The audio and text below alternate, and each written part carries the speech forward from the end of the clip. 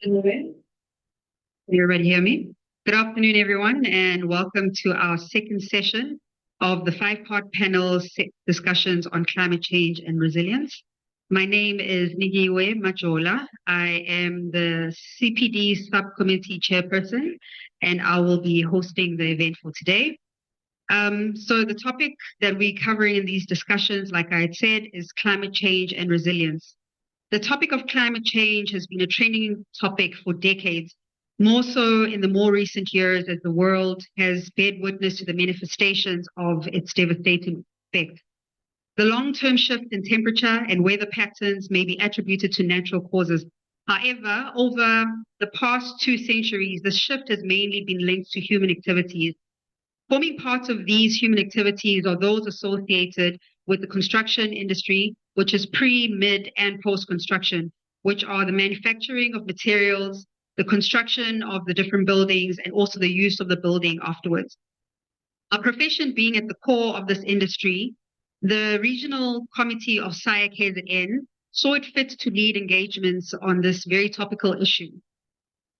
The architectural industry plays a significant role in shaping the future of our planet. With the increasing impact of climate change, it is crucial for professionals in our industry to come together and explore sustainable solutions. These dialogues will provide an opportunity for architects, designers, engineers, and stakeholders to discuss and learn about the pressing challenges posed by climate change and explore innovative ways to create a resilient built environment. On behalf of the Institute, I would like to extend a big thank you to our sponsor, Saffold Steel. Saffold Steel has partnered with us from the beginning of these panel discussions, not only this one on climate change, but including our previous discussions on spatial inequality. Please allow us to share a short video clip from our sponsors before we dive into the discussions. Okay, I'm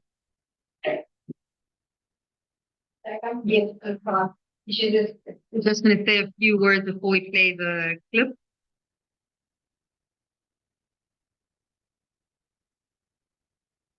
Hi, everyone. I'm Denisha Mudley, and I represent the marketing team at Saffold Steel.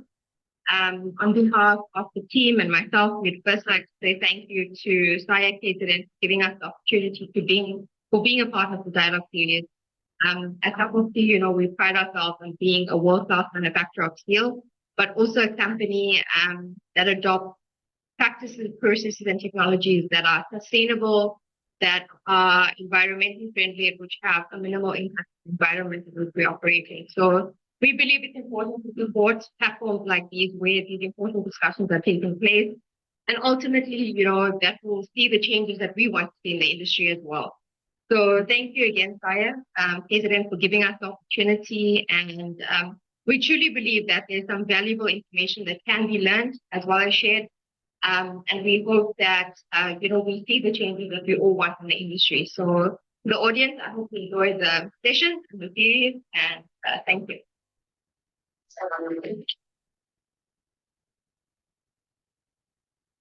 Building is more than assembling a structure, more than putting the pieces together. It's about building relationships, building trust, building pride. It's about having a vision and seeing it come to life as a testament to human strength and creativity. That's why we do what we do, driven by passion and powered by state-of-the-art technology. Saffold Steel is an African thought leader in world-class building solutions that offer long-term sustainability. We are the only producer of aluminium zinc-coated products in South Africa, and each product in our range is made with pride and care. Our pre-painted color-coated steel sheets are lightweight, fire-resistant, weatherproof, eco-friendly, and energy reflective. They are easy to install and highly durable, not to mention beautiful to look at.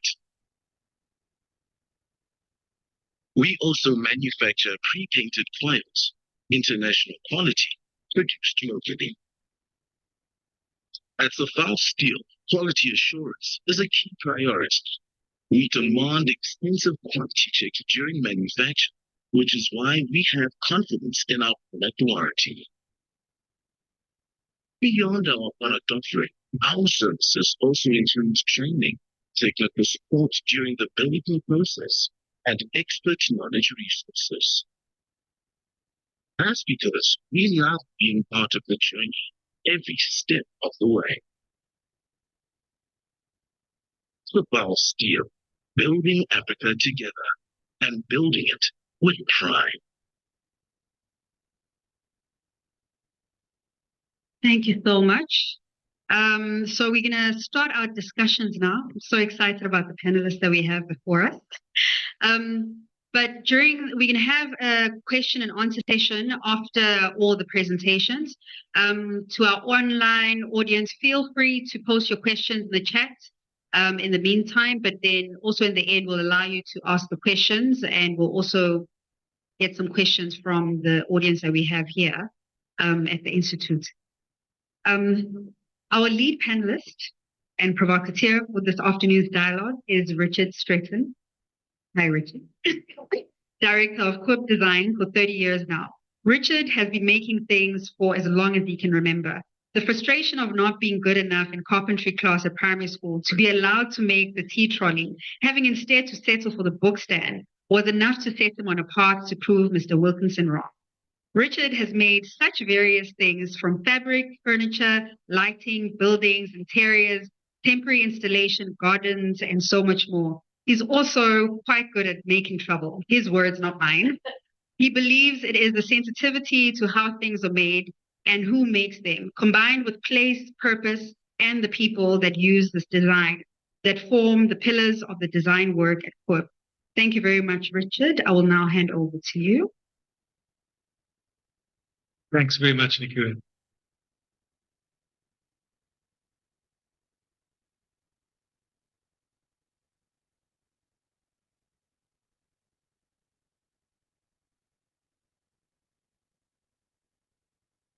In preparation for this talk, I did my usual deep dive into various dark web locations, only to find myself calling my daughter, who's at Wits in third year and studying philosophy and international relations. The question I had was, do you deal with ecological issues in philosophy? Her response was a resounding yes, and told me of her HOD, Edwin Etienne Thibault. It's actually Etienne Yibo. He draws the parallels between Ubuntu, the respect of self and the community, and the environment. He says that African philosophy has the subjective, compassionate and caring aspect to being humane, and the objective, ethical and moral aspect to being humane. Also, that community is of greater importance than the individual. He argues that as such, Ubuntu, as humaneness and caring for community, places the same responsibility on caring for the environment in which the community exists. Today, I really didn't know what to present today.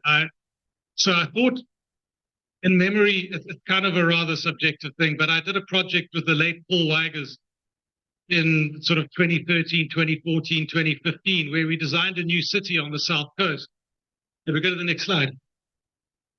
The city is placed between Umkomaas and Scottburgh and goes inland about 10 kilometers.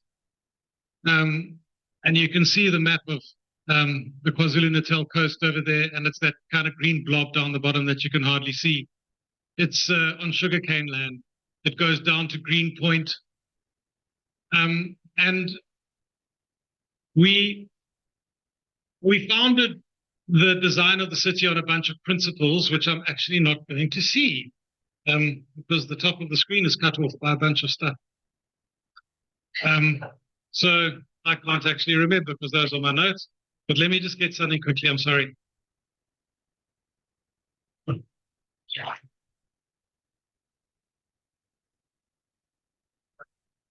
No, awesome. Can we go to the, so basically and there's a thing there on ecology, and I wanted to say this: ecology is defined as the relationship of living things to their environment and to each other. In architecture, it means connecting the people to the natural environment within the built environment.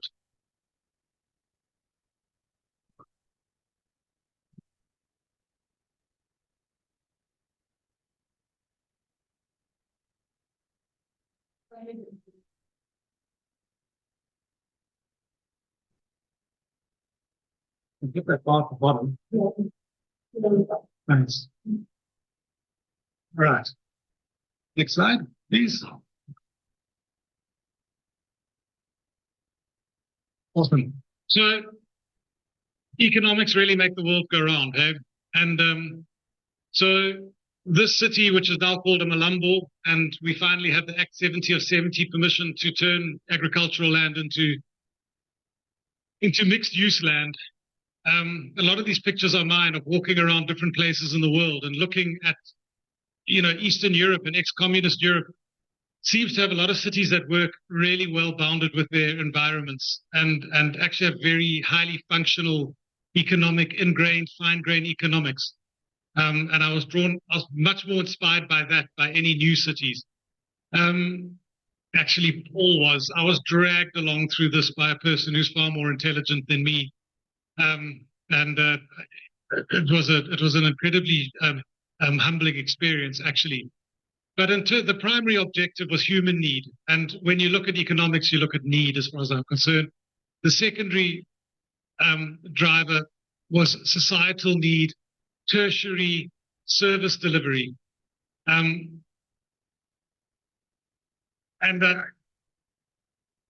Paul's line very often was the spatial revolution that will enable social revolution. He really believed that you design cities and spaces and the way humans gather. Paul always said that the city was a place for exchange. And it's the efficiency of the city in organizing exchange between people that made it successful. And along with people like Herman Hertzberg and Aldo van Eyck, Paul really believed that the spaces you made were the things that enabled the level of exchange. And in a country that is so direly in need of revolution in terms of the social and economic needs, he always believed that this would be driven by spatial constructs that we would live in. Next slide, please. So in Coop, we always start with water when we design. We feel it is like the most uncontrollable thing that happens on buildings. And very early in my career, I found myself instructing the digging up of foundations because stormwater management wasn't properly designed before we moved onto the site. And it was a highly embarrassing thing. So we got big in engineering to do an analysis of available water and runoff on the site in order to ensure that there would be enough water on site always, that we wouldn't be an additional burden on eThekwini water and produce a city of 250,000 people that would be water neutral. So that's right, water neutral, like carbon neutral, but water neutral. Okay. So, and there are amazing things like I think that's Brasov. At the bottom left-hand image is Brasov in Romania, and the road is shaped with a gully down the middle, and water is collected in the gully and taken somewhere. The bottom right-hand image is Park Diagonal in Barcelona. And it's a low-level park, and that's where all the stormwater gathers during heavy rains in Barcelona. It floods completely.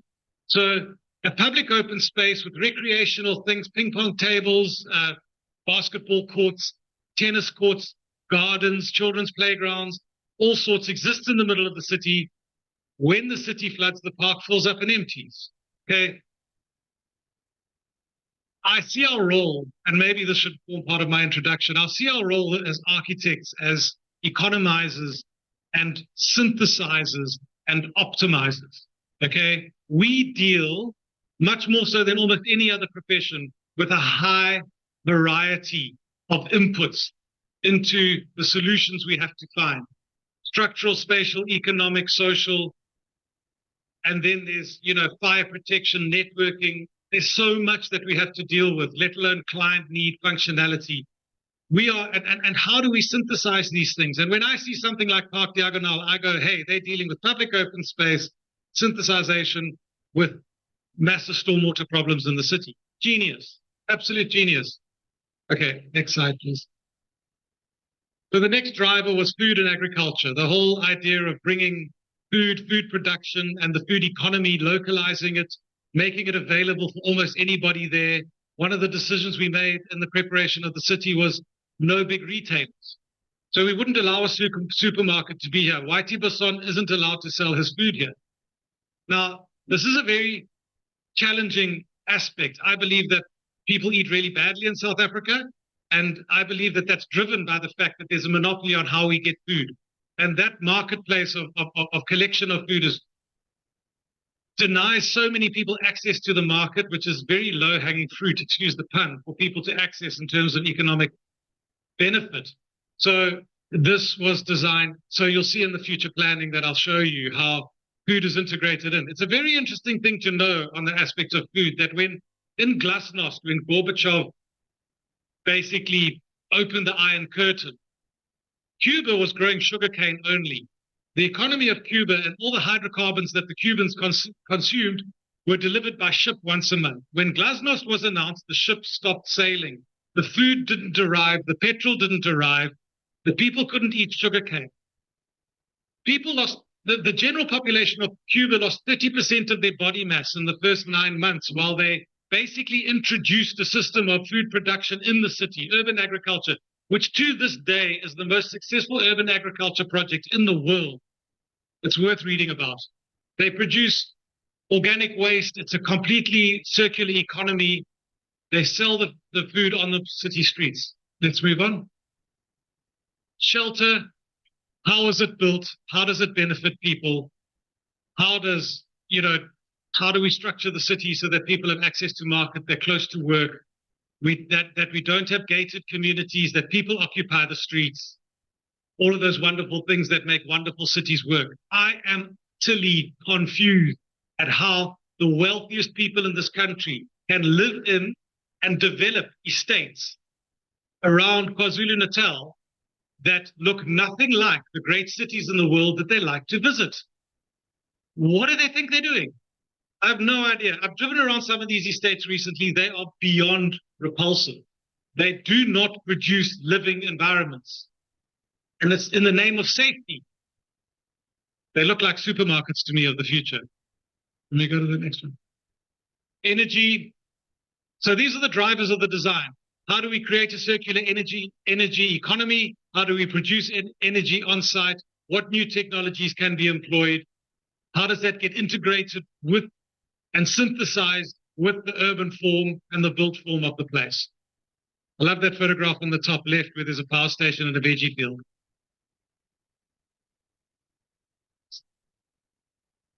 Transportation, how does it work? A high focus on public transport, integration. We know about this. I love the image on the left, bottom left, that's Kreuzberg in Berlin.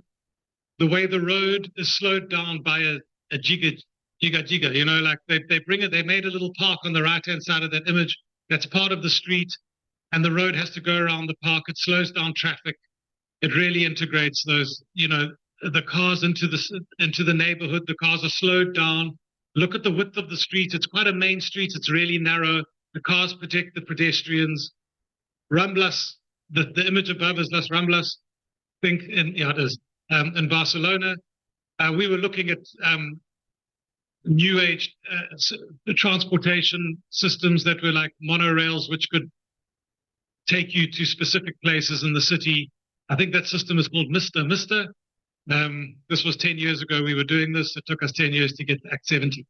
Anyway, carry on. Commerce as a driver, accessibility of commerce. In the middle there is a community note, like a community money note from somewhere in Romania, and different types of formal and informal commerce interwoven into the urban fabric. Next, please.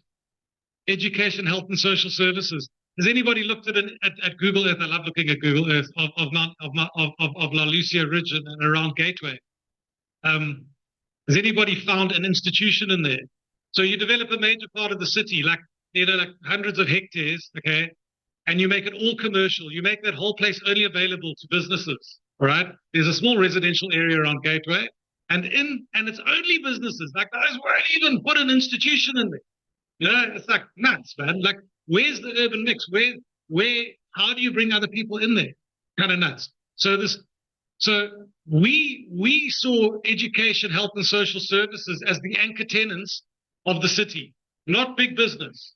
Okay, so people are going to be visiting because there's need for social services, health service, educational services. So you build fine-grained economics around those services in your city, not checkers. Okay, your anchor tenant isn't your commercial. Right. Next, please. So this is a diagram that engineers drew, and all I'm saying is, okay, like I don't really know, but these oaks prove what you can see. There's the red stuff is developable land, the green stuff is high sensitivity ecological land, and woven in between is agricultural land that forms a buffer. All right, and then the water is gathered, collected, and there's a circular water economy described there, but I'm not going to go into detail. All I'm telling you is we decided where we would develop based on slope, based on non-ecological areas that we wouldn't protect, and areas that weren't high-value agricultural areas. So the housing and commercial and built environment was given the least preferable land, which was generally along the tops of the hills. So I'm going to go through these maps. Okay, so there in the natural landscape, you can see it a bit clearer. The lighter green, I think, is agricultural, the darker green, and as the green gets darker down to the blue, is the sensitivity of the agricultural, of the ecological spaces, and the white areas are where we develop. And then along those ridges, we plotted the major circulation routes of roads and traffic. Okay, you can see the N2 running close to the coast. No, you can see the N2 running inland from the coast, and the coastal road, the R102, that's the one. Thank you. Right, next slide. Routes and interconnections, and you can start seeing nodes being formed because those circles describe 400-meter radius walkable areas along the routes. Paul worked incredibly methodically.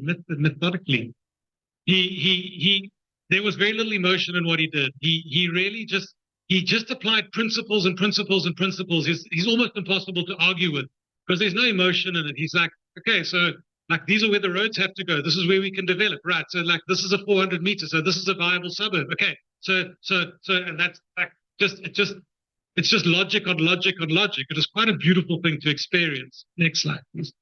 So now you can see him developing like nodes and suburbs, and then some of them would be more commercial, and some of them would be more industrial, and then some of them would be more residential, and others would be more like town centers.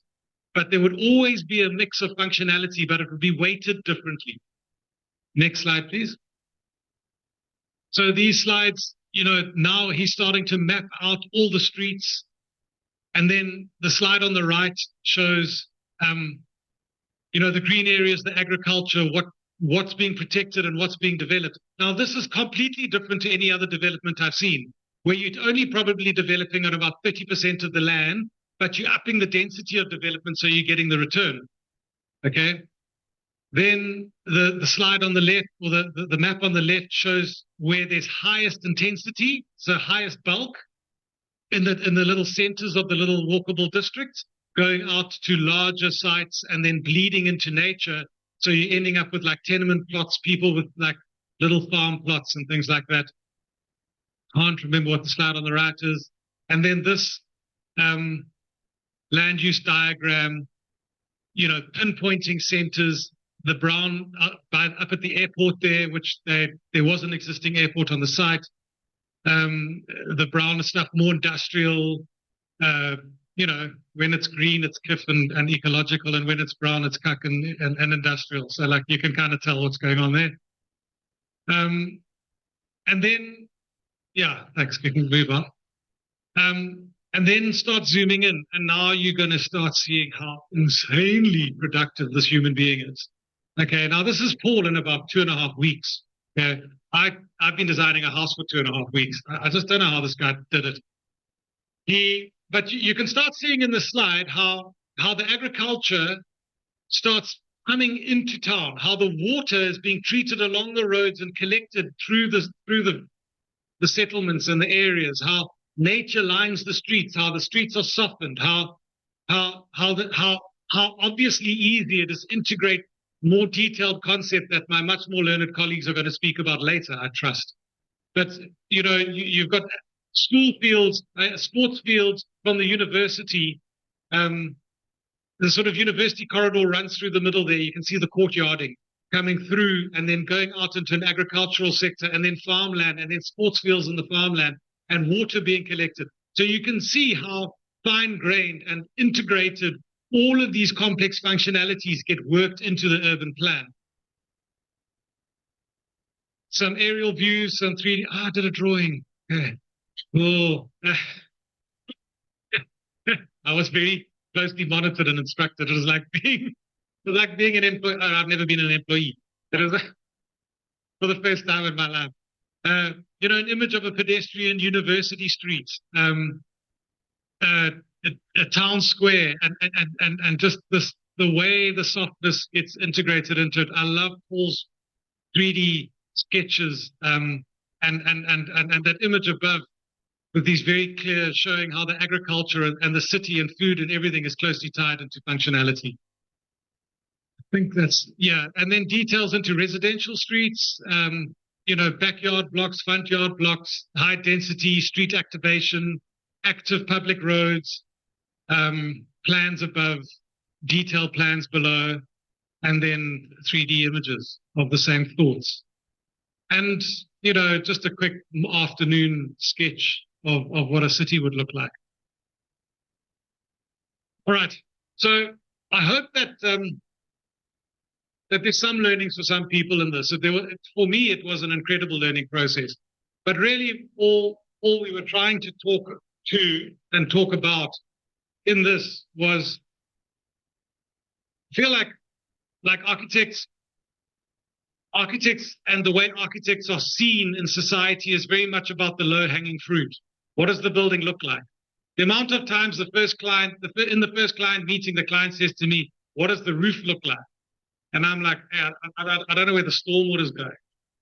Like, okay, so we're talking in completely cross purposes, and then I desperately try and satisfy their need for what a building looks like, and I'm desperately trying to satisfy my own need of what's the site organization and how do we live and operate on that land. Spoken too long. I'm going to now find a piece of paper. Behind me. The next speaker is Dr. Clive Greenstone. Kind of got the best name. Senior lecturer at DUT, Town and Regional Planning. His area of expertise is green infrastructure, urban agriculture, urban design, and urban ecology. Dr. Clive Greenstone is a built environment practitioner involved in higher education in the urban and regional development discipline. He has experience in the natural environment around urban ecology, green infrastructure, and urban agriculture. Since 1991, he has been involved in the built environment industry, as well as the natural environment from water reticulation, construction, environmental planning, urban design, and urban ecology. So looking forward to this. Can I swap with Richard if my legs are about to cranked? Steal the chair. Thank you. Hi there, everybody. I'm getting shut down. Sorry, Angus. Thanks, Richard. So what you're about to see in my show is quite a few slides, but there are a lot of pictures.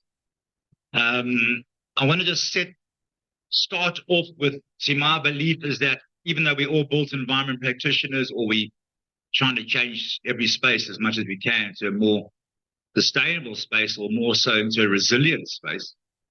If I could just ask everybody just to look at their hands quickly, but look at your fingernails more. And I'd like you to please put your hands up if you have any dirt under them. And be honest. No, let's be honest. Shall I come around and check them? Because I'm willing to believe that myself and maybe two other people, maybe Mr. Jai at the back, who's a agricultural person too, like me, have got dirt in the fingernails. And to me, as planners and as thinkers and practitioners, if you have not got dirt under your fingernails, then what are you actually doing? Because that means you're so far removed from nature that it makes me want to cry. That even cleaning is even worse for you because it doesn't keep the bacteria, and you don't bite your nails, and you want to get better bacteria in your system. Anyway, I always ask my students that, so I'm gonna treat you like students, unfortunately, today. So I also want to start off with something, and I think Richard kind of hit the nail on the head there, and I really agree with the consumption of food thing, and I would say that during times of the riots that we had and various other times, we found a very interesting network system beginning to develop in the middle class, and I think that's where the revolution is probably going to take place, is how we consume. We have to force capitalism to consume in a specific way, because we're never going to beat capitalism. I'm sorry to say, it's here to stay. But as soon as we can make profit out of waste, we want to make more waste. So, and I think those networks began to develop where people were exchanging produce in public spaces. Butchers were coming down from Howick into public parks. People were just giving bread away. So we're creating these different networks. And I think that's how we're going to probably revolutionize the city, is through our food production. Because if you think about it, cities are really just an agglomeration of activities or a clustering of production and consumption. And that's really what a city really is. And the afterthought is going to be the green stuff, yeah? Okay, so let's move on. So I want to use no, go back. No, let's move on this is me chatting. So this is something I want to show. And again, I'm just going to have to wear my lecturer hat at the moment, because I really like to light fires under my students' backsides, because they often just sit there dormant. So if I was to ask you now, if I pointed all this out to you, you probably could tell me what these icons are, all right? Because we're so ingrained in the media and into consumption that, I don't know, Google Plus, YouTube, Twitter, I don't know, Facebook, whatever you want to call it. Next slide. Again, we know these brands. You know, they come to us like that. So easy. I mean, they don't even have to have any writing. We know that's Steers. We know that's KFC and et cetera. Next slide, please. Now, what are these? And hold on, what are these? Do we actually know what these are? Shall I just very quickly point them out to us? What's the one on the left quickly? It's an acacia. What type of acacia is it? A thorny one. No, it's not good enough. Why do they occur? Which area do they grow in? What are they telling us? That's a malaria-prone area. Acacia xanthophylla, they grow in very wet areas. That's why they're called fever tree, because that's for malaria, the whole linkage there. What's that little creature, that beautiful thing on the right of it? No, close enough. What type of bird is it? It flies around here every single day. Don't know. Let's go back a slide, please, quickly. But what's that? Are you with me? We are so disconnected. So how are we going to design city spaces that are ecologically reconciliatory, or any form of habitat worth, if we don't know what we're designing for and what we're trying to create? Again, that's a black sparrowhawk. Very important to us in a city context. It chows all our vermin, if you want to call that. Next to that there, no, not that slide, sorry. That little brick wall, that's a DUT. What's that growing in there? You can eat it. It's edible. But we walk past it every single day. Don't even think about it. We'd rather go to Woolworths or 60 Seconds, or whatever they call it. Next, that's Portland. Sorry? That's speckworm. Thank you, man. Yeah, but you know, you stay in my neighborhood.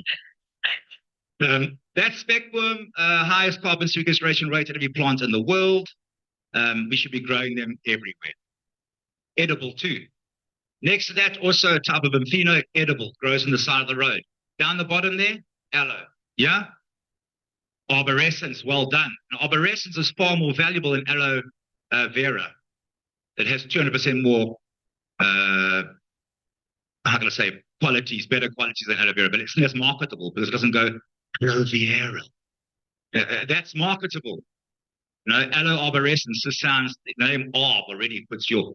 The second one there, hypoxis, medicinal value, very important in medicines. All of these plants are medicinal. Next one there is purslane, also grows everywhere. Highly edible, amazing to eat. Middlebird. It's a? No, that's a wattle crane, but half marks for that one. But again, blue crane is our national bird. How many are left in the wild? No one knows. Oh, sad, but a cry. 18,000 probably, maybe less. The one next to the crane, we all know. Well, all my students know. That's flippin' sure. Cannabis sativa. Thank God it's legal. And then we have wild sorrel, also edible. Okay, next slide. Are you with me? So in order to design cities, and you don't know what that is, and then stop. Stop, because you're not going to do any justice to what you're designing. Next slide. Okay, so because the theme is biophilia, I want to take an approach of Richard was talking about ecology and architecture. I'm not an architect. I don't ever want to be an architect. I'd rather call myself an urban doctor, kind of like Frederick Wunderwasser, who was also not a built environment trained person. But biophilia is very much linked to urban ecology.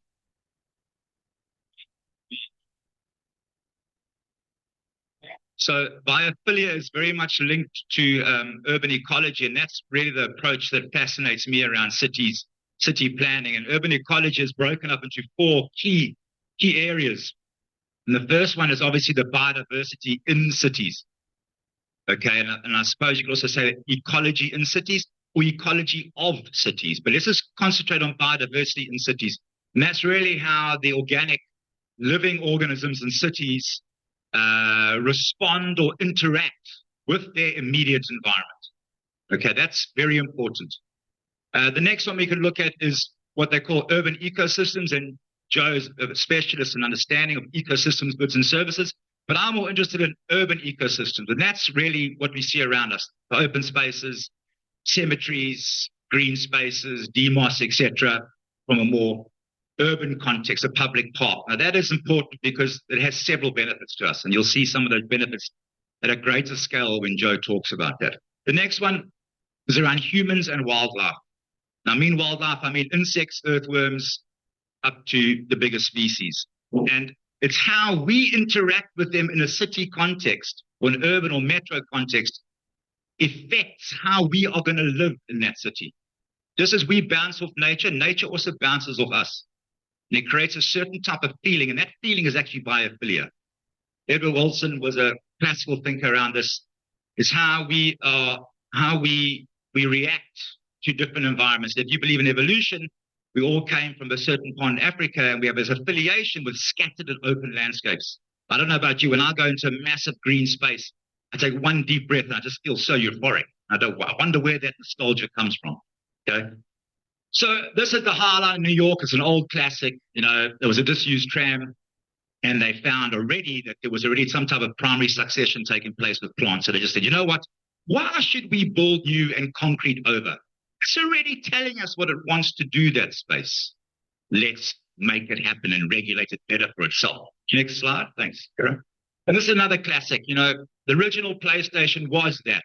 We see outside there now, and unfortunately our kids, as we know, those who've got kids, are just so hooked in, so scary how plugged in they are, and they basically becoming less biophilic. So how do we as planners and architects and builders make sure that they, without them even knowing, they becoming biophilic? And it's through lack of a better word, nature, we could say, okay? Move on, please, Kira, thanks. And this one, we all know these pics. But people who live and work in tree-lined streets are less prone to violent behavior. That's a stat. Kaplan and Kaplan, famous authors around this. And we also know that green is an analeptic. It's a color, it's a neutral color on the bar, and it reduces stress. People who have had major surgery, who look over a green space when they are healing as opposed to looking into a blank wall, heal 3 weeks faster, and they have less pain medication. And this is stuff that we know. So why aren't we doing? Why are hospitals the most sickest places in the world? I mean, imagine going into a hospital or going to a doctor's waiting room and it's just like a forest. You'll end up feeling better in 2 minutes and walk out. So the thing is, we know the opportunities that plants give us, but we don't seem to want to do it. Okay.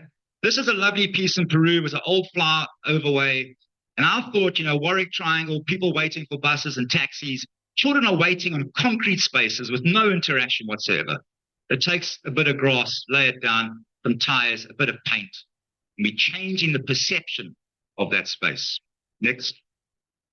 This is a classic. I don't know if you've been there before.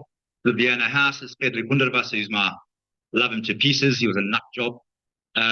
And he was about, obviously, about not hard edges. Because I don't know why houses are square. It's very hard to clean them. The square house. I mean, it's pathetic. I don't know why we do that. Trying to get a broom in a corner. It's just ridiculous. And again, his idea was 1 tree per tenant. And it should be a it should be a non-paying tenant. If you have a family of 5 trees in the house, provide oxygen. Okay. The architects probably all know this already. Next slide, Karen. Thanks. Okay, so this is where I really get interested in city context. And these are all various types of green infrastructure that we can utilize. And I'm more about retrofitting spaces. I think to build new is problematic. I think it's a very wasteful thing to do. And in Africa, we certainly cannot afford to do that. We have many spaces, many buildings, many areas that can very easily be retrofitted for half the price. So how do we go about doing this? Okay, here's some lovely examples of rain gardens and bioswales that are very easy to do. It's not rocket science. And these are waiting to be installed across cities, okay, in our spaces. Next, Vera, thanks. This is in Paris, in the COP event. I found this fascinating too, because what they had done on the river there, they had taken barges, disused barges, which we see all over harbors, and they turned them into portable parks. So what they'd do is you can pull the barge up against the edge of the harbor wall, and people would come out and activate the space either through lunch or through meetings, etc., etc. But what they went one step further, and the mute swan I wouldn't say it's rare, but they hadn't seen mute swans in that river for quite some time. But what they started to do was they used the barges underneath as an ecosystem. They started to grow specific plants underneath the barges that attracted various types of species. And one of those species was swan. So you can see how green infrastructure performs multiple benefits, not just one. And I think that's the key ingredient, Chaz.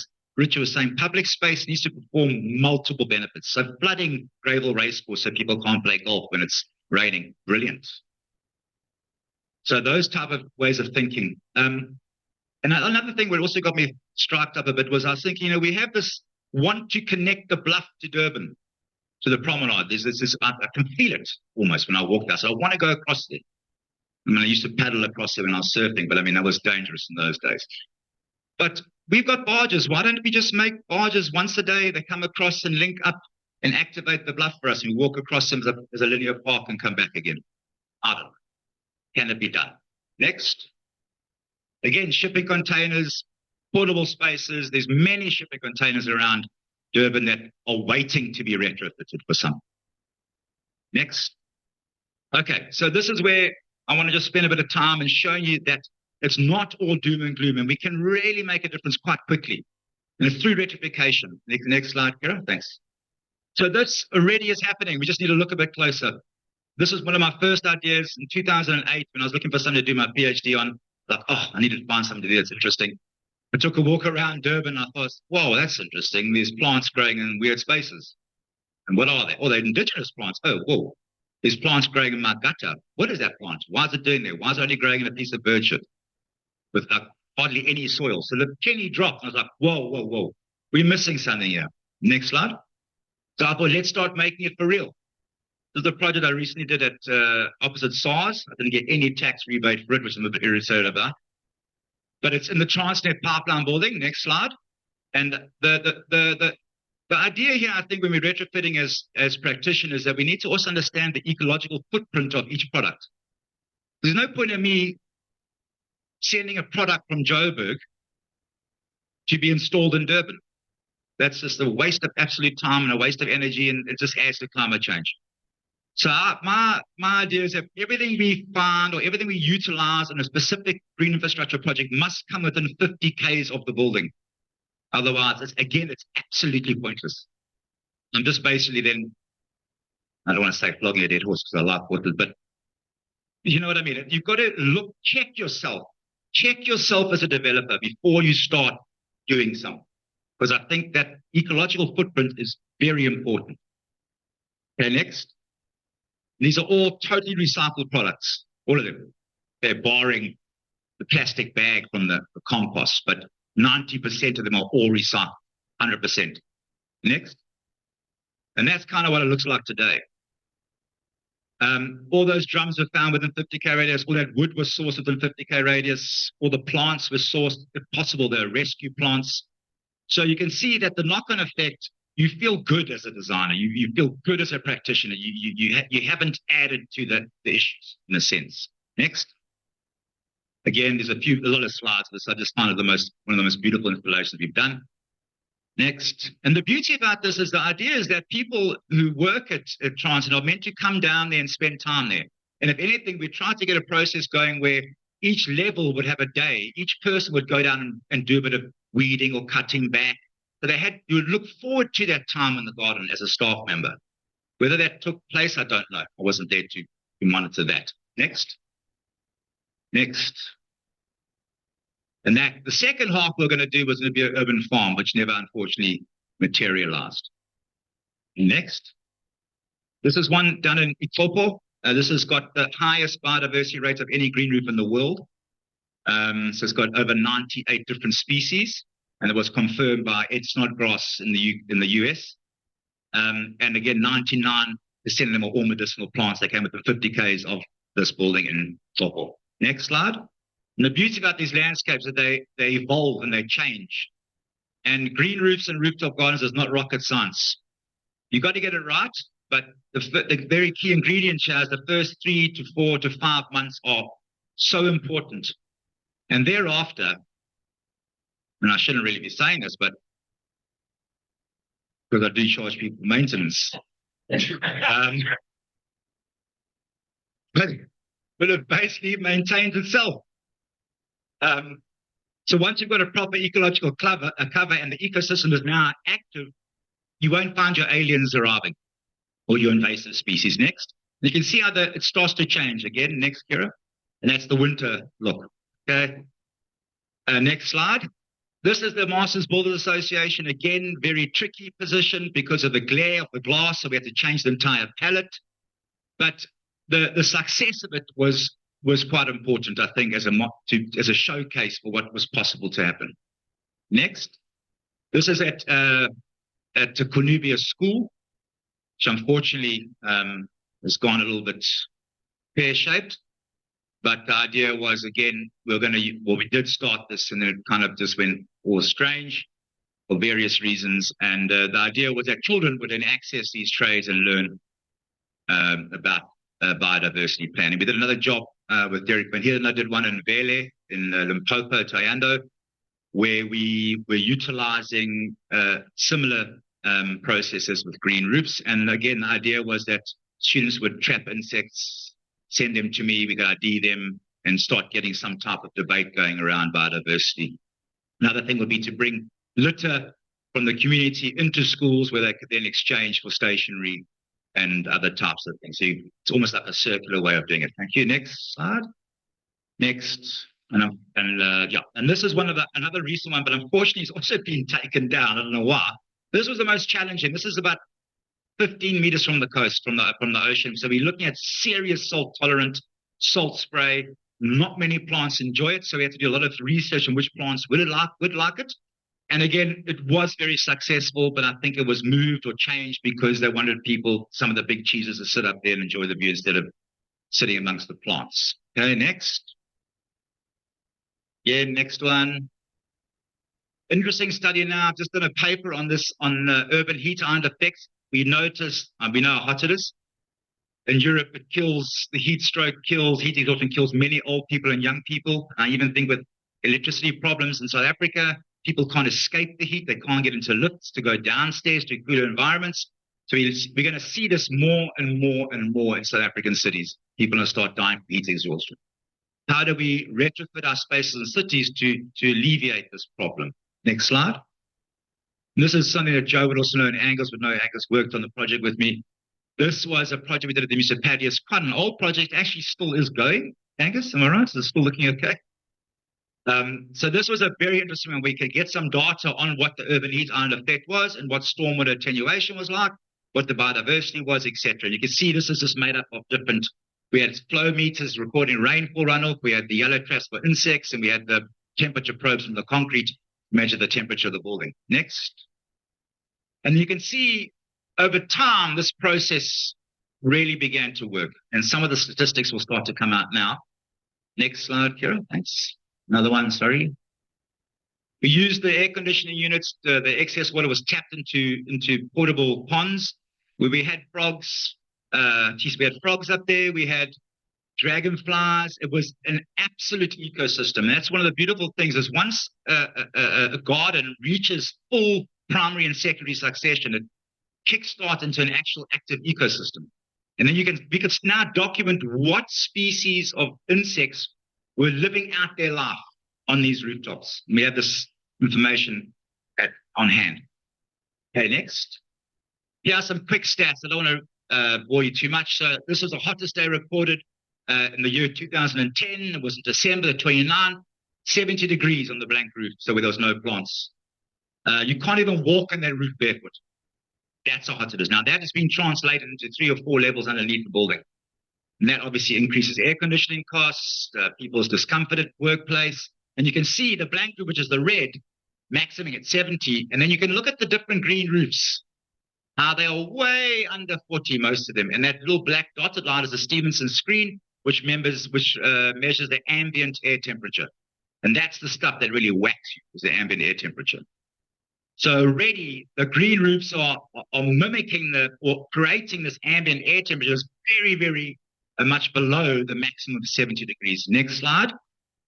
Again, next year again, so you can see that the data is very credible. A year later, still sitting at just under 70, but again, the green roofs are waxing and waning 20 degrees less. Next slide. Again, 2012, 70 degrees in January, same thing. Okay. If anything, it's getting a bit better. As the roofs become more covered, so they begin to cool more. Okay, next. Next slide. And that's just an average out over a 4-year period of this green roof. And you can see the blank on the left-hand side, how high they are. The average hottest days recorded up to the 70s. And all the green roofs, and even the Stevenson screen is way below 40. That's over a 4-year period. If you start to expand that across, this is just one rooftop in the city, made up of, I think, 500 square meters tops maximum. So if we were to project across every single rooftop in the city that can take a green roof, we're talking significant change in climate, in urban climates. Next, Karen. Another one, average temperature, you can go through that one. Very much similar. And then there was a stormwater attenuation, which we had flow meters recording the velocity and the speed and the amount of water that was coming off a blank roof as opposed to a green roof. Next one. And another paper I was busy with, I've just done now, was on this flooding. As we know, the flooding is becoming, everyone's talking about the flooding, it's the new craze now. Flooding, but it actually isn't a new craze. Just did a bit of research historically. There's been flooding since way before the 18th, but there's some documented proof of it. So again, you kind of wonder yourself, well, as planners and thinkers and built environment people, surely we know this is a reoccurring event. I mean, don't have to be really further than looking at some of the stats and the tables. So again, green roofs is a retrofit, stormwater attenuation ponds, flooding golf courses, redirecting filter areas, etc., etc. Next slide, Kira, thanks. Again, not rocket science. Durban is heavily affected by it, and it will be. There's no doubt about it. Next. And yeah, some basic stats again from that project in 2010. 6 liters a minute when the rain gauge measured about 4 mil. We're getting about 6 liters a minute coming off the blank roof and the green roof, so almost half that. And that's, people say, yeah, but it doesn't make a difference because eventually it rains so long. But yeah, for sure. Green roofs become saturated. There's no doubt about it. Once they reach full saturation rate, they're going to leak water out. But as built environment thinkers, what really destroys our infrastructure is the first flush. The first flush is the most aggressive. And that's what blows up manholes and cross-contaminates sewage pipes and cracks our stormwater infrastructure. It's the very first flush. The green roof allows that original high intense rainfall to be absorbed, to slow it down. And then it just drips out over days. That's fine. It can drip as long as it wants. It's that first flush we're worried about. Next. Same thing again. This is basically of a 5-month period. This working out the averages. Liters came off a blank roof and liters that came off a green roof. And there's more data. Let's try to make it more simplified. Okay, next. Same thing again. The stats are just proving it. The one roof didn't even leak any water. And again, that's going to be varied on your soil depth, your growing medium type, etc., and the type of plants you're using. Next. Another one. This is over a 2-3 year period. And we can see how much the blank roof expels as opposed to the green roof. Next slide. Here. And the retention rate. Again, very clear. You might think, oh, it's only 74% to 96%, but any change in any type of measurement is significant. Whether it's 2% or 3%, it's very significant on a projected scale. Okay, next one. That's one from 2017. Next. And now these are my little babies. I love these little things. So these are some of the species that arrived on our rooftop. And that's a golden orb spider on the top right. They're quite big. Female's huge. The male's very insignificant. I just wish that was the case in life, so we could just have a better earth. Women ran the world instead of men. But I didn't see one for ages. And then all of a sudden it just rocked up on my roof. So, what are you doing here? There were 3 of them. There's another one. There's a garden orb down there. Blue fig tree butterfly. Gaudy commodores. A wasp on one plant. The insects that we trap, and I felt bad doing it, because most of them died, sleep as we trapped them. But we were able to gauge what was coming into the city, what pollinators were arriving, and who was, again, living out their lives. Next slide. Some stats, again, over a few months. You can just see how much the control roof, which was the same size roof, very similar in specs, it was about 50 meters away from the green roof, so it didn't contaminate the readings. We didn't want it too close. And we could see that the control roof over a few months only trapped 130, where the green roofs trapped over, I think, a couple of thousand, if you add those figures together. Next slide. And it was interesting to see which was the predominant that we're trapping. Birds take a little bit longer. Birds are very, very skittish. On my green roof at home, when I first started, I eventually had hammerkops breeding up there, but not actually building nests. My roof would have probably collapsed, but they were mating up there. I had sunbirds mating. I've had green mambas on my roof at Sapref. 2 or 3 green mambas were spotted there. We had sunbirds breeding in there. So birds will come. They will arrive, but they just take a bit longer. And they also need a bit more of a vantage point. So what we noticed from doing this type of work, we want to create spaces where they can land. Again, I don't know why we haven't got falcon boxes everywhere in the city to control a lot of our pests. Butterflies are important. Flies. People are like, oh, there's too many flies coming to the roof. Flies pollinate. They are pollinators, believe it or not. Flies do pollinate. Okay, so they are irritating little buggers in summer. And they're persistent, but they only live for a couple of days. Give them a bloody break, you know. Okay. Next. And this was lovely because then we could see what species of insects and why they're arriving at certain times. And it's obvious because there's different breeding seasons for these. You know, butterflies have to lay eggs and they've got to pupate, they've got to wait, and the cycle continues. So we could now gauge which plants were bringing which species into the city. I think it's important to know that connection. So if we wanted to increase certain types of butterfly species in the city, plant that plant. I'm not going to tell you because then it's my intellectual property right. Next slide. And there's some lovely ones there. So you can see the green roofs over a 3-year period, we trapped 10,468 species that fell into our trap. A lot of the birds we saw were just flying by, landing and leaving. So, and I didn't want to trap birds. We wanted to do a nighttime trapping system. It didn't really work out, and it's still scope for that type of research. Thanks. Next one, I think it's almost done. And this is me scaling up and messing around with Durban. If I was to take the exact same data that I had on the green roof in the city, and I went and searched how many rooftops in that area there could be greened, it was phenomenal how many you could actually green and create these type of fragmented landscapes. I know everyone's, fragmented landscapes, you're breaking the flow thing. No, but fragmented landscapes are important. What about growing medicinal plants on rooftops for traditional healers instead of going into the wild? And there's lots of ideas that we could really play with. Next slide, almost finished.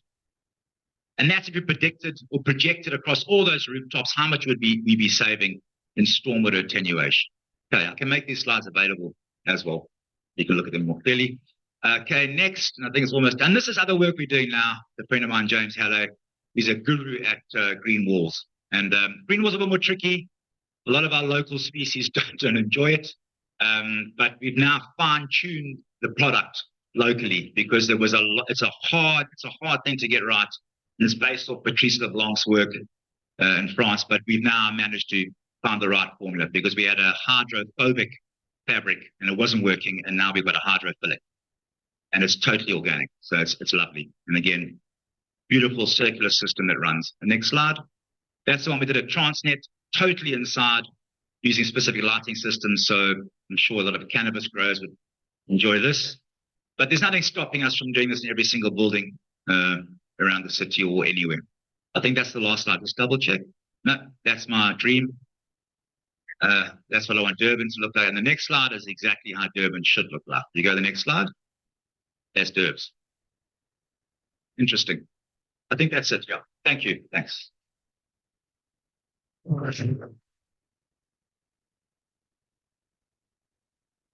Thanks very much, Clive. Very inspiring. I was asked to ask you a question, so I've been furiously writing notes. I have a few, some provocative, but I'm only going to ask you one at this point. It's kind of technical. I noticed in your stats that you were talking about depth of grow medium in certain things. Yeah. We get, engineers scare us architects all the time. If you want to do a planted roof, you need 300 millimeters of soil unless you can't grow anything. Can you talk to that? Yeah, so that's the biggest load of rubbish. Engineers, they are such conservative. Sorry if there's an engineer out there. The conservative mindsets need to be broken. Even when we want to do green roofs, a lot of the stumbling blocks we found were engineers. So structural engineers, there are a few, well, there's a lot of them out there who are very aware of it. And I can tell you now that we have successfully grown plants on a rooftop in that much soil. So we're talking 1 centimeter soil. You go around to every single gutter in Durban, you'll see plants growing in the gutter. It's just bird poo and dust, really. And that's what actually feeds green roofs. You don't have to fertilize. The dust in the city alone and birds flying over and downloading, perfect. So we can play around with that. I've had a lot of success using crushed tins, aluminium tins, with pieces of cardboard, and my green roof trays have excelled 15 years later. If anything, the crushed tins are perfect because the actual punctured crushed tins, the Coke tins and stuff, so unfortunately we can't throw them over the wall at Coca-Cola once we finish with them. It's not built into the product, but we could use those. You puncture them with holes, and all roots want is a little bit of air and water, and they grow. So we can grow the scientific knowledge now, what we know now, because we were busy trying to test international standards when it came to green infrastructure and green roofs. We were like, no, we've got to use totally inorganic material. It has to be inorganic. It has to be hydroton or lake or light infused clay. It has to. Our plants hated it. It's a Western template of development when it came to green infrastructure. It doesn't work here. Doesn't work at all. Different climate, different soil, different plants. So just to answer that question, structure, sure, it's one of the biggest issues you've got to worry about. You don't want roofs falling on people's heads. It's happened in Lithuania. It's happened in other parts of the world where the structural cap hasn't been given correctly. But if we get given a cap as a practitioner, we can adjust the green roof to that cap. So if you want to go deep, you go deep. If you want to go light as hell, we'll go light as hell. The lightest we can go, as I said, from a modular system that I do, you're looking at about 30 kgs a tray, fully planted, fully saturated, weighed. So that's 2 trays per just over a square meter. So you're looking at 60 kgs a square meter. And every single roof that I know, even a garage roof that's undulated or corrugated, you can stand on there. And I'm 98 kgs, so I usually use myself as a tester. I could answer the question. Yeah, that answered the question very well. Thanks, Clive. That's really interesting. 1 centimeter. I remember that Hundertwasser book. He's got a picture of a cutaway hillside with a very thin layer of soil on the top and trees growing immediately above the exposed granite. It's always been a very inspiring photograph for me. Right. Our next speaker and last speaker is Joe Dowes, independent sustainability and resilience practitioner. Joe is passionate about the natural world and has more than 15 years of experience in the environmental sustainability field. Much of this was spent as a local government practitioner with eThekwini municipality, where she was responsible for overseeing the city's involvement in programs such as 100 Resilient Cities, the British Foreign Commonwealth and Development Office's Future Cities program, and the C40 Cities Finance Facility, supported transformative riverine management program. She's been working as an independent practitioner since last year, and much of her current work is aimed at facilitating larger scale investments in catchment restoration for water security. You guys are in for it now. Thanks, Richard. And I'm also going to stand here if that's okay. And you can just point me if I'm going off. So hi, everyone. I'm Joe. And I think just also firstly, before I start, just to acknowledge some of my former municipal colleagues, some of the work that I'm going to share, and they were very involved with me in, so just to acknowledge their contribution. Thanks, Kira. So I'm going to take a slightly bigger scale look. So where Clive has really boiled down into sort of urban spaces, urban design, I'm going to take that up a level and really encourage you to also think about our natural landscapes and the kind of impact that they have on us and on our ability to adapt to future climate change, current and future climate change. Thanks, Kira. And so if you hear nothing else, this is the summary statement, and then you're allowed to fall asleep. But nature provides us with services that help us to adapt to climate change. And so really everything that Richard and Clive have already said is so critical. The way we think about and the way we design our cities, our urban spaces, and the natural world that is around them is an urgent priority for all of us that are working in these spaces. Thanks, Kira. And so when we look at landscapes like this is a photograph of the Kranzkloof Nature Reserve, just to the west of Durban. What's really important to keep in mind is that as much as for people like me, these are incredibly beautiful, I also like Clive, take a deep breath and all my troubles disappear. And they are also hard-working systems. Thanks, Kara. And so if we think about the trees in our forests, they sequester, they draw down carbon, they help to regulate temperature, they provide shade. Plants and roots bind soil, they help limit soil erosion, they also help to reduce the impact of flooding. And our forests and our grasslands play a really critical role in the water cycle and the way we experience water and receive water in the city. And so a lot of those systems absorb water, they hold water, and they regulate the way in which base flow and stream flow feed into river systems, which is really our source of life. Thanks, Karen.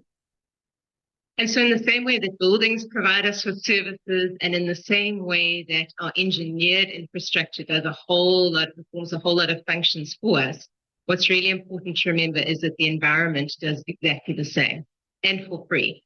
And as Clive said, often delivers multiple services in small spaces.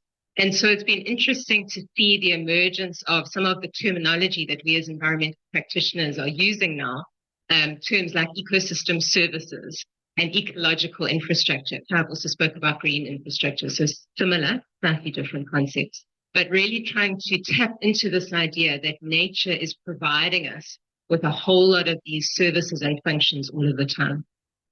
Thanks, Kira. And all of that is absolutely critical if we think about the kind of climate future that Durban is going to face, which generally is going to be hotter and drier. It's going to be we're going to experience much higher rainfall intensities, and we're going to experience a lot more coastal inundation and coastal erosion.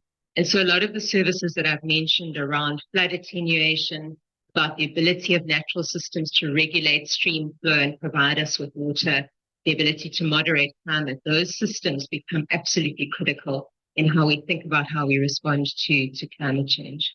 Thanks, Karen. And these ideas are emerging and growing in strength also internationally. And so some of you may know the Intergovernmental Panel on Climate Change, which is the big science body that informs a lot of policy decisions around the world. There's growing acknowledgement that using nature, working with nature and exploring ecological options is a really efficient and effective way of responding to climate change. But one of the challenges that we face, if you look at that bottom table, it's showing the global risks that we face as a global society over the next 10 years. This is from the World Economic Forum. They produce an annual global risk report, and those are the top 3 for the next 10 years. And so you can see sitting kind of number 2 and number 3, our Earth systems, our biodiversity and ecosystems are at significant risk of collapse. And so what we're trying to do is we're trying to deal with this huge thing, which is climate change and extreme weather events, trying to use our natural environment, but that natural environment is also increasingly compromised. And so we face an incredible challenge. I mean, this is a difficult space. In South Africa, we face the additional challenge of a socioeconomic context where we have huge levels of inequality and socioeconomic need. And so balance these things, addressing climate change, using nature, meeting people's needs, is really a challenge for us to be addressing. Thanks, Kira. And so what I wanted to do in the next couple of slides, while this can be quite overwhelming and sometimes it is a little bit overwhelming, is just to share with you a couple of pieces of work that are being done in this space of trying to pull together the natural environment and climate change adaptation. And so the first big idea I wanted to just share is we need to think about sustaining nature at the landscape level. So all the things that happen in urban spaces are critical, but we also need to be thinking about what's happening at the bigger scale. And so many of you will know the DMOS, the Durban Metropolitan Open Space System. Durban has a lot of its natural environment still left. There are many other countries in the developed world, in Europe, in the UK, which have lost so much that they are now either having to engineer their way out of the issues that they face at huge cost, which we can't afford, or they're having to restore ecosystems to try and get back some of the functionality that's been lost, also at incredible cost. We have a lot of our natural environment still left, and so it's really, really critical that wherever we can, we're looking to protect and manage and restore. DMOS, as you know, it's a network of connected natural spaces designed to protect our biodiversity, but also those important services that I've mentioned. And we're lucky that that is already incorporated into our city planning, into our spatial planning, as it is in similar sort of layers in other parts of the country. And so we really need to work with that as practitioners, protect and work with that really important layer. Thanks, Kira. Another really growing idea, the idea around restoring nature in urban spaces. And so Clive's talked about that at a more sort of granular level. But the example that I want to share is that of the Buffelsdrive Community Reforestation Project. I'm not sure if any of you have been there, if you know about it. I think some heads nodding, which is great. This is just outside Verulam, so it's the Buffelsdrive landfill site. As you know, landfill sites have to have a buffer area around them that separates the landfill from communities. And that was previously sugarcane land. So under agriculture, it's municipal owned land. And so back in about 2010, linked to the World Cup and the need to offset all the emissions that accompanied that event, and this project was initiated by the city. And it's essentially a massive reforestation project.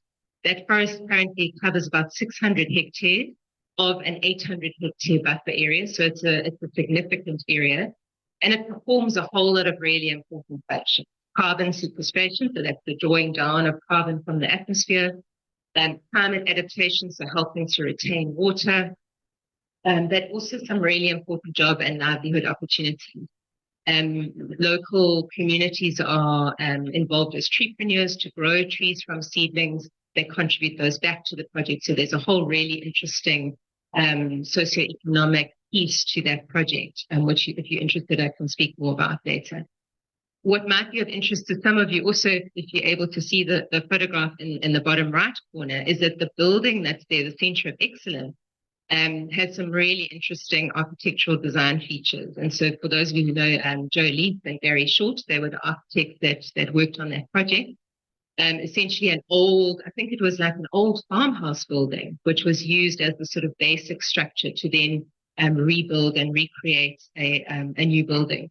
But it incorporates a lot of principles around energy efficiency, some of which Richard was also touching on. So energy efficiency, water efficiency, recycling, and so on. So a really interesting building if you have a chance to go and visit.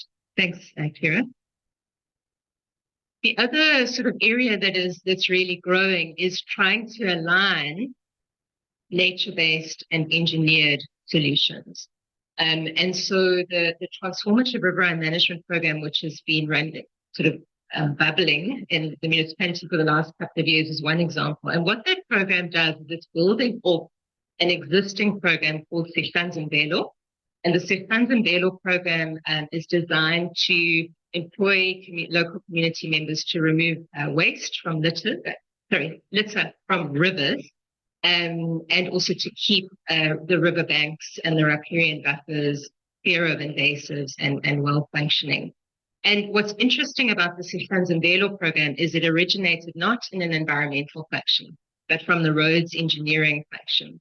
Because what the roads department realized is that a lot of this litter, along with invasive plants, which were being washed into our rivers, were forming, if you look at the picture on the left, these massive mats blocking culverts and causing incredible damage, not only to the culverts and to the roads and bridges, but also when heavy rain comes, forcing rivers to divert their course, causing huge destruction often to people's homes and businesses and so on.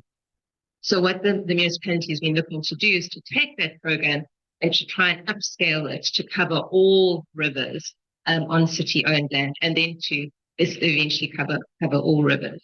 Thanks, Kira. What's also interesting about this project and the work that's been done around this, and what we're seeing more and more in the environmental space, is the need to also develop a business case around the value of these kinds of investments. So literally the rand and cent argument that comes with this. And so you might not be able to see all the detail on that slide, but that's what we did for this particular program. So we said, what is the return on investment if we upscale that Sehlanzembelo program, all the streams on municipal owned land in the municipal area? And you can see on the left the kind of return. It's every R1 spent, you essentially get a R2.60 return on that investment. Those numbers are a little bit old. They're from a couple of years ago, and it's probably a significant underestimate.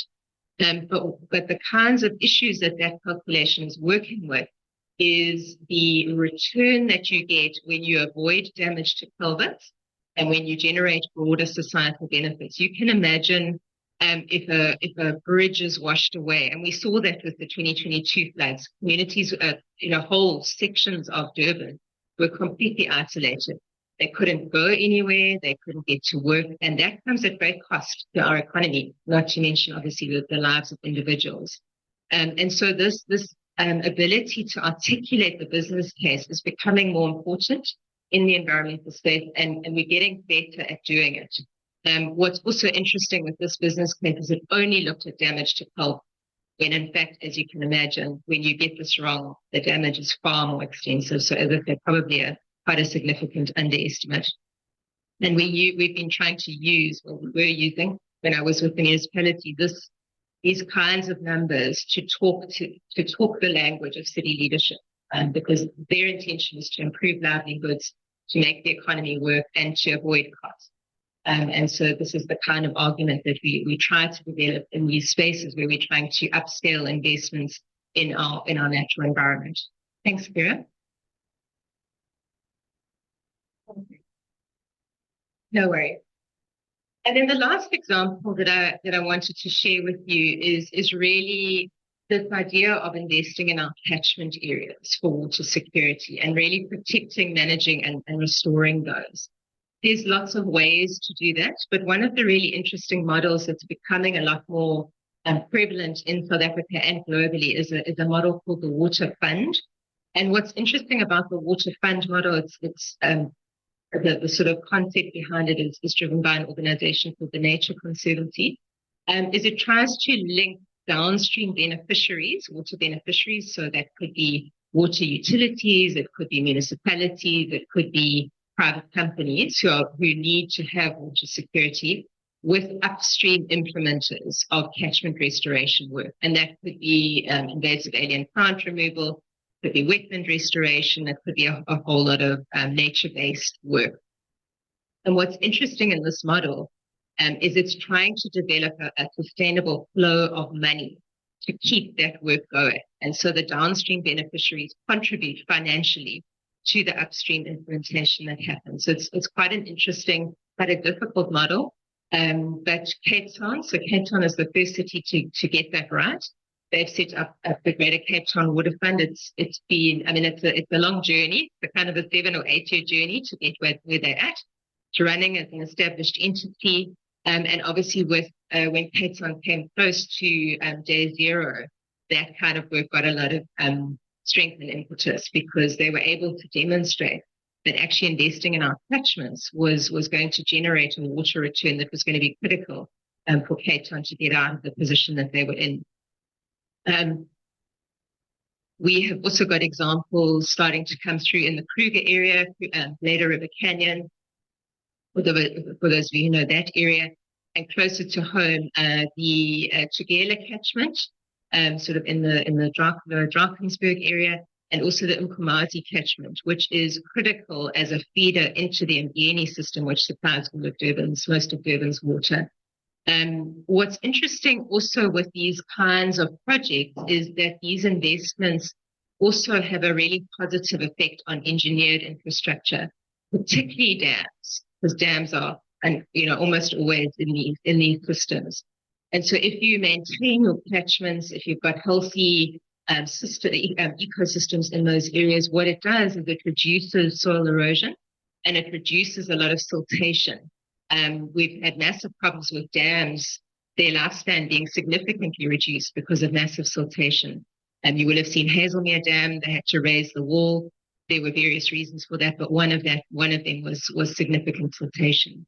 And so these kinds of initiatives are important, not only in protecting our natural environment, but also making sure we've got water and prolonging the life of our engineered infrastructure, which also is critical where we think about the future we're facing, where water security will be if it's not already, probably our greatest threat. Thanks, Kira. So just finally, just to leave you with a couple of questions. I think what's really critical for all of us who work in these spaces across these levels is to think about those different levels. So it's really important to think at the landscape level. What are we doing in our spaces to protect and manage and restore where we can? And that might mean decisions taken about where development happens, staying out of high-risk areas, and those kinds of ways of thinking.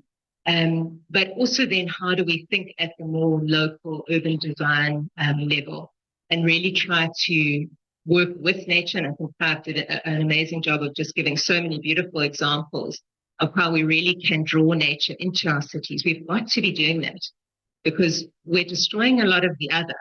So we need to be restoring not only at the landscape level, but also wherever we can, creating spaces in our cities for those same functions to be performed and for those lives to be sustained. The beautiful golden orb spider, all those lovely pictures that showed us. And what's important to remember, and there's been some very interesting hydrological modeling done by Prof. Schulze, who was with UKZN, is that when you look at hydrological systems, yes, the impact of climate change is huge. We are going to face more intense rainfall then.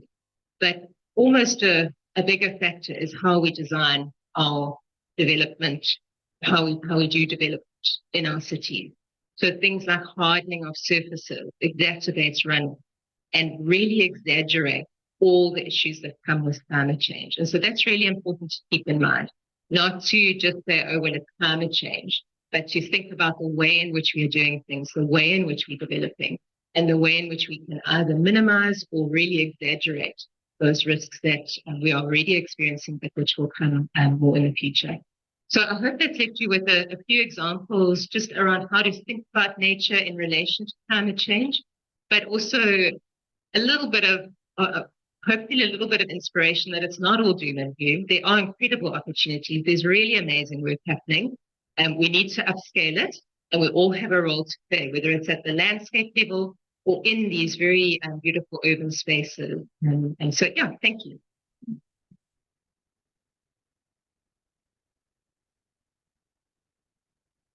Thanks very much, Joe. I don't really know what to ask you.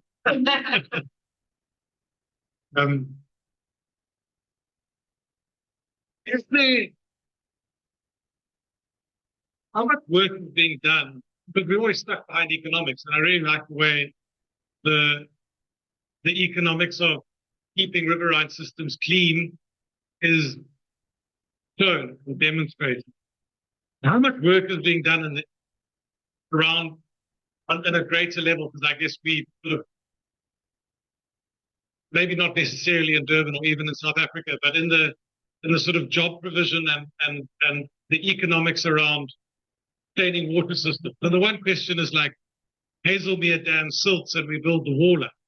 Is the silt material in the dam not valuable material that could then be packaged, dredged, packaged, and then moved into agriculture? Is it viable? I mean, so the question is really, is it feasible to build a new kind of economy and build new kinds of jobs around the industry of preserving these riverine systems? And where do the possibilities lie, briefly? So I'll maybe just respond to the specific example you used of the silt. I mean, I'll defer also to my engineering colleague, but from the discussions I've had with engineers, it's actually very difficult to use that silt. So, and we've had similar issues at Chongweni. So that the expense of dredging, reusing, it is unfortunately not really viable. So I think the example of Hazelmere Dam, you ideally want to get ahead of that, which is why the kind of water fund idea in the Umkomazi catchment is so important, because there's a big dam coming there, the Smithfield Dam. And so the idea with that investment is to try and make sure that the same thing doesn't happen. But I think your question was also more around the sort of economies that can form in these spaces. I'll maybe just use one example, because I do think if one thinks it through, there are really interesting opportunities. The river cleaning example that I use, there's some interesting work happening around the waste that's actually being removed from those rivers. So getting that into systems, combining that material with other products, making pavers that can be used back on our, whether it's tourism features, paving, and so on. So there's an interesting sort of potential economy growing around waste reuse, and sort of conversion into other products. So there are interesting examples. I mean, that's just one. There are others, but in some cases, unfortunately, some of those opportunities are not viable, like the reuse of the silt. It would be lovely, because the other challenge Durban faces is a lot of sand mining in our rivers, and so because of demands for construction, a lot of our rivers are just being dredged for sand, often illegally. And so it would be an amazing solution to be able to remove all that silt from the dam and meet some of that demand, but unfortunately, it's not always viable. Yeah.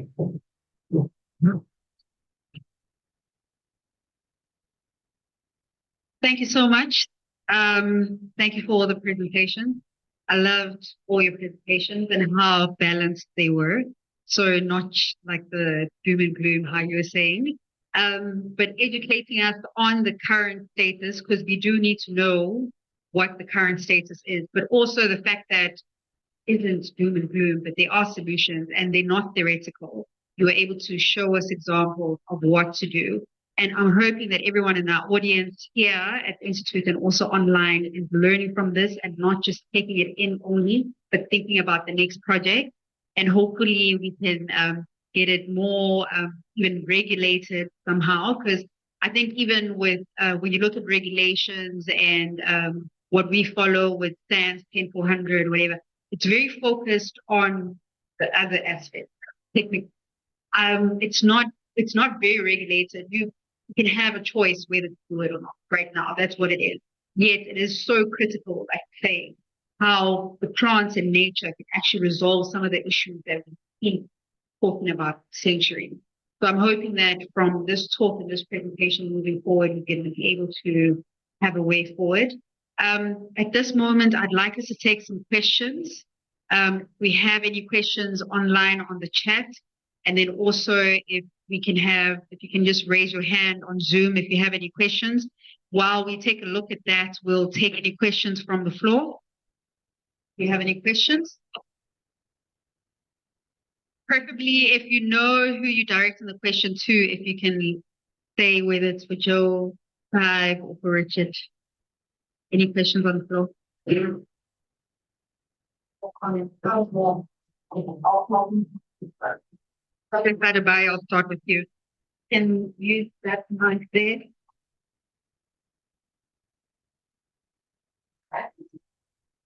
In fact, I think I have a question. Just have immensely. I was watching from the Zoom. I don't know what happened, it didn't cut off. And I said, I will drive here, finish up, guys. So I drove like, I hope I didn't get a ticket on the way. I think I was able to see, I can't comment on both. I saw the one that the first speaker,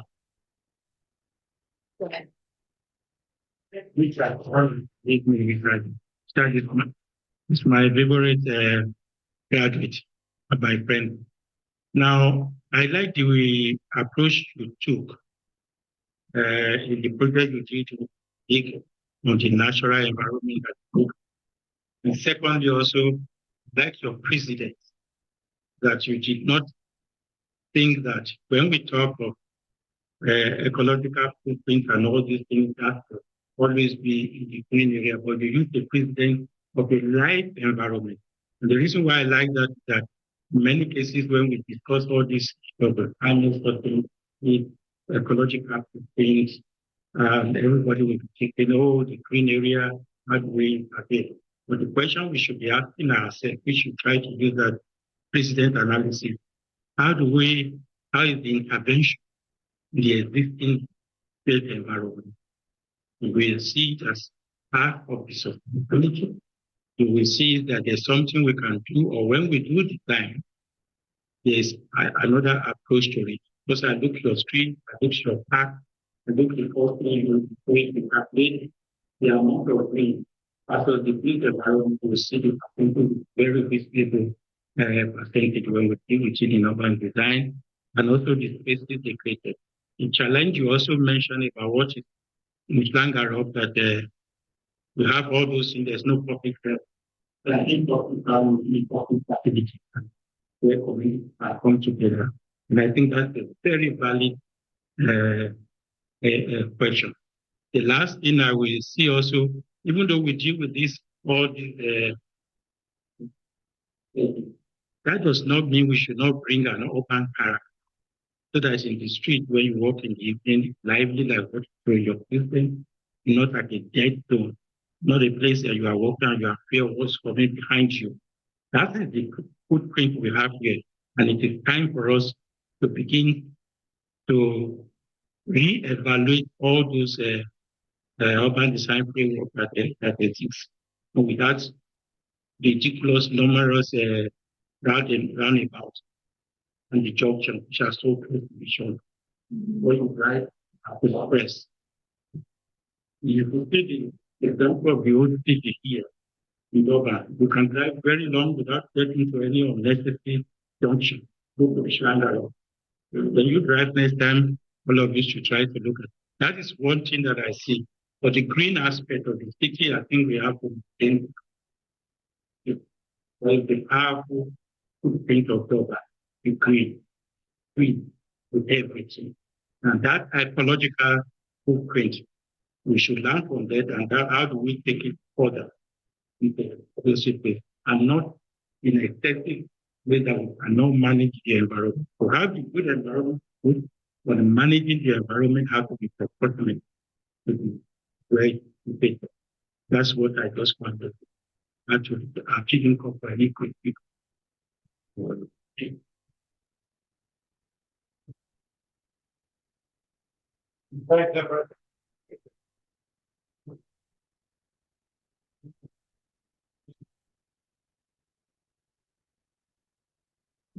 Wanted to say Rodney Harbour passed away recently, and I remember him telling a story about a vision he had about driving into Durban underneath Tollgate Bridge in a valley, in a planted valley. And you know, it's really interesting to see how many bridges now have fig trees growing out of all the joints and junctions in them. And I don't know what engineers are going to feel about this, but we're definitely heading for kak. But the other side of it is, you know, we had a brief chat earlier on about what is the future of our city, and what will it look like, and what are we aiming for, and what are the plans and visions about the next step, and how are we going to reignite tourism in Durban, and Durban is quite unique in how green it is, and there must be a lot of viable jobs in really turning that on. I mean, imagine if you drove underneath Tollgate Bridge and drove down a valley of planted sides, come on, Clive, and bridges overhanging and this real intense beauty. Imagine how people would come from all around the world just to be in that. And we have so much of that asset already. And any economist will tell you, make money where there's money, invest where there is already something going on, and we've really got it going on. Richard, if you can just alternate with online city, can you take that one for class?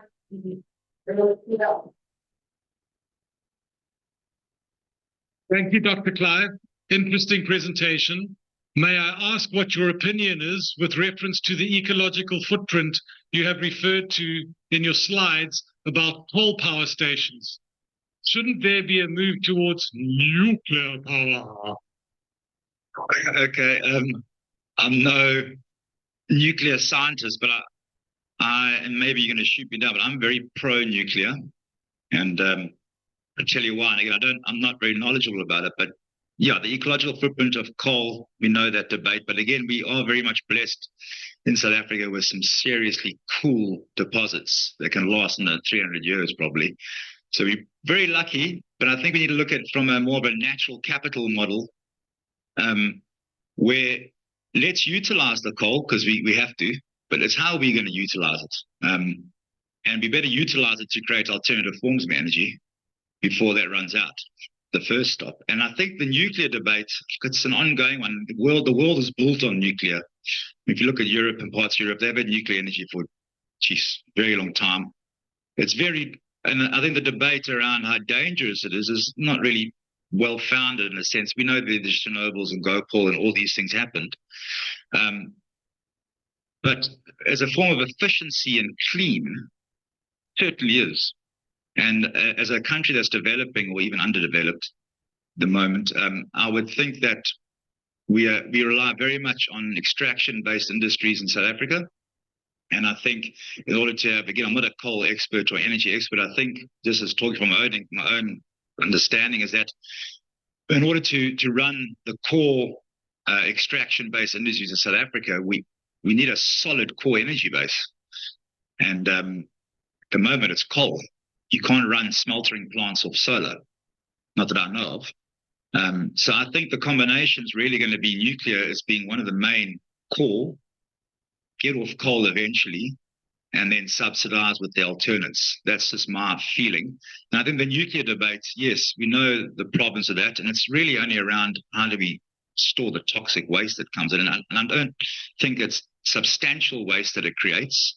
but it certainly is problematic. So maybe we should just shoot it into space, because people who want to leave to go to Mars, they must just keep running away from the problems. And then maybe we could just let the toxic waste tins intercept Elon. No, I'm joking. I mean, again, I don't know, but I do think that we have coal and we should use it.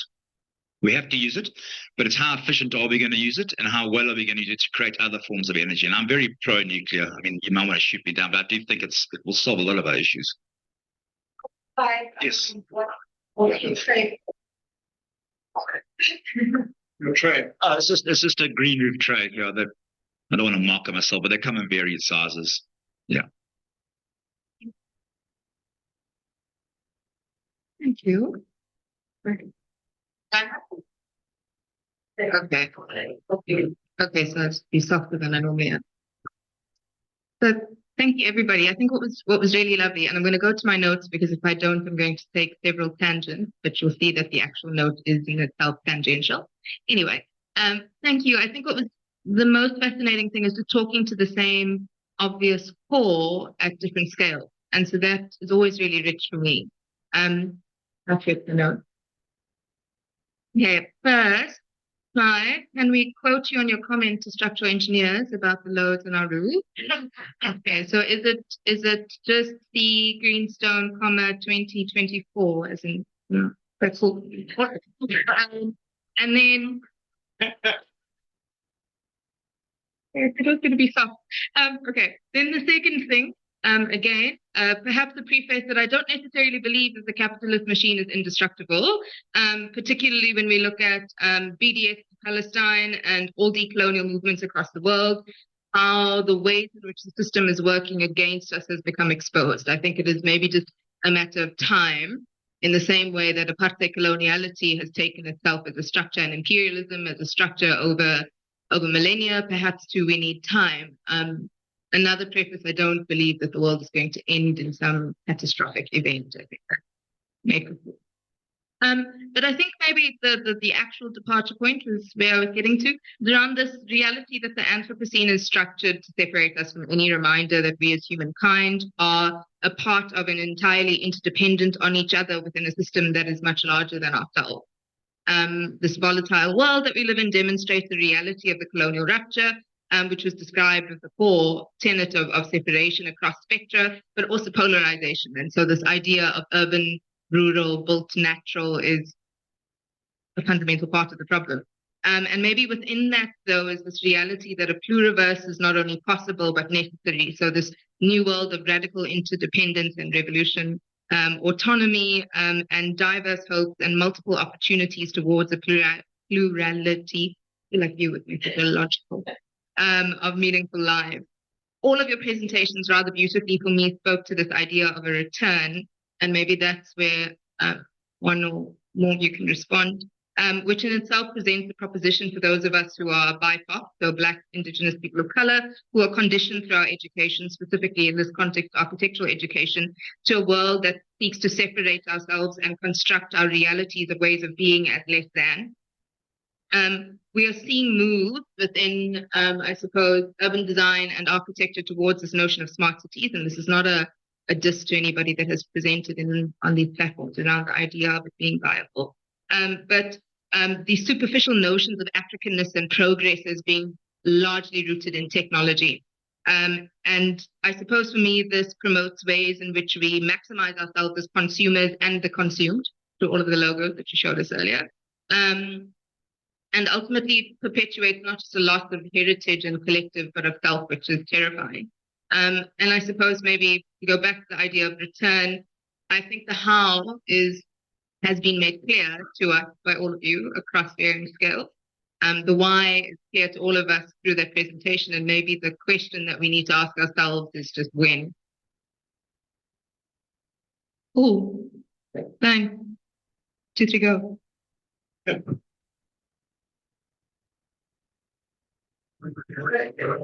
just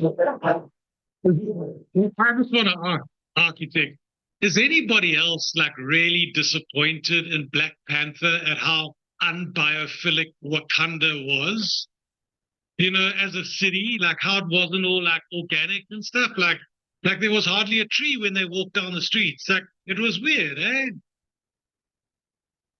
But what it's trying to tell you bullshit that the developers and the architects try to find people do to the people. Go like that. Here. Going to, when I hear you with the, whenever I teach my students, the smart city thing is so far removed from how I think. But because I'm a Luddite at heart. I think technology, it's like God is now. Where's my phone? Actually, I don't even know. Good. But I often, I'm going to go into lecture mode. It's funny. I often make my students leave their cell phones in the class and then leave when they go for a break, because all of them just sit in the class and play on their phones. So it's hardly a break. So I make them leave. Then I take their phones and I switch the covers on their phones. Yeah, because it fascinates me how human beings are so sucked into this world of the smart city, really. Well, that's really what it is. Don't get me wrong, there's avenue for it to help, and it does help crime, maybe, and activation and the location of places. But they are so drawn in. So as soon as they come into the classroom and their hand touches the object, they immediately know it's not theirs. Straight away. It's just it's like a sensory thing, but they have no sensory for a wind blowing through their hair. So that's the one thing. And the other angle that I found with the smart city debate is that we all talk about this fourth and fifth industrial revolution, which really makes me scared, because that is not what's going to feed us. So I always think in Africa, particularly in South Africa, we have a very, very high unemployment of young people who are strong, full of power, and they want to do something. For Africa to compete, to be the breadbasket of the world, and I'm talking about hold the world to ransom with food, because food is power, and we know that. We can see it. One little glitch in the Ukraine or in Gaza or something, all of a sudden food prices go up. We need about 3.8 million tractors in Africa to become the food basket of the world. We have a young workforce. Agriculture, it may seem like it's like this urban agriculture debate. The two words don't sit well together. Like you were saying, urban and rural, there's a disconnect. But to put people to work on land, on farms, and again, I'm very happy to do the same myself, I think it's something towards something that has some value, and it will make the dirt appear again underneath our fingernails. So to me, I think we're chasing the wrong dream. I think we need to use what we have at our disposal. It's land, it's strength, and a lot of and good climate at the moment to grow. Yeah, that's the smart city thing to me. It makes me worried, but yeah, there has got its place. Yeah, I'm not going to comment on smart city, but probably similar views. But I really love what you were saying about having lost touch with the connectedness, and that for me is really important. And as we, and it also was what you said, as we sort of make these really clear distinctions, urban, rural, and all the others you mentioned, we perpetuate a lot of that disconnectedness. Most people, when they think about water, it's, where does it come from? It comes from a tap. Well, no. And so that worries me, because nature sustains us. Without the air that we breathe, the water that we drink, that's all from nature. And so reinstilling that sense of connectedness, I think, is very important, and how we think about doing that. Clive spoke at the beginning of his input around, when he was talking around, it was like a little advert around the former playground. It was about the playground. How are we creating space for young people to be exposed safely to our natural environment? So as a municipal, when I was with the municipality, there was a lot of work being done also to try and expose young people to the field of the environment as a profession as well. So I think just exposing people to open space in a positive way is so important, and promoting these opportunities in these spaces as a profession, as a career. But unless you have a passion, or unless you've been exposed to a natural space and felt something, it's very unlikely that you're going to choose to go into that as a profession. So for me, there's a what you're saying raises some really interesting questions around how we create opportunities for exposure, how we encourage young people to come into these kinds of professions, which maybe they know less about, but are absolutely critical given the challenges that we're facing. So thank you for your really interesting and provocative ideas and thoughts and questions.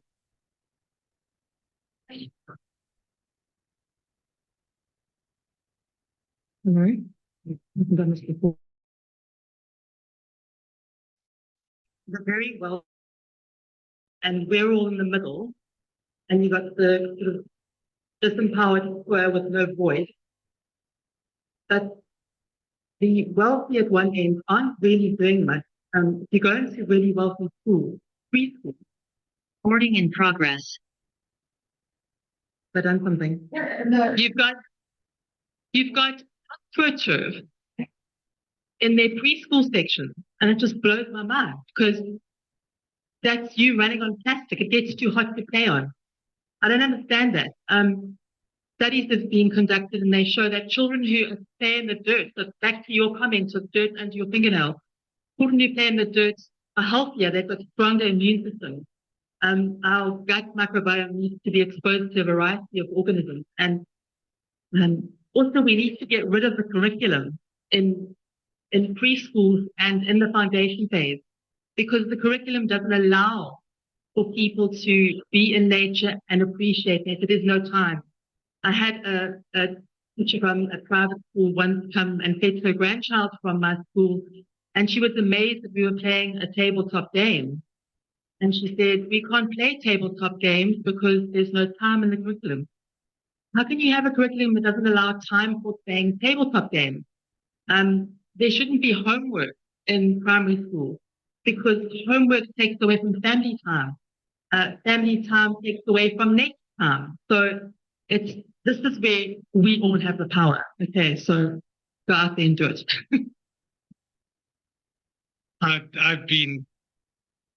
I think it's Eldrin St. Pierre on SAFM talks about what do they call them? The mandates of the different political parties, manifestos. I haven't heard a manifesto that talks about the environment. I don't know if there's one political party that speaks about the environment in their manifestos. Secondly, very few people, if any, are talking about early childhood development. You cannot educate a human being at a higher level if you haven't developed early childhood development systems. It's proven that if the foundation phase isn't laid down really well, it's really difficult for people to learn at a later time. But we only speak because it's politically expedient about higher education, because those people are at a voting age. But the reality is the needs are at a much more foundational level, and the needs are environmental. And we are not paying attention to any of these things at a national level. And I take the liberty of putting this thing onto Google Earth quickly, and just to show something, because I quite like Google Earth. Is that okay?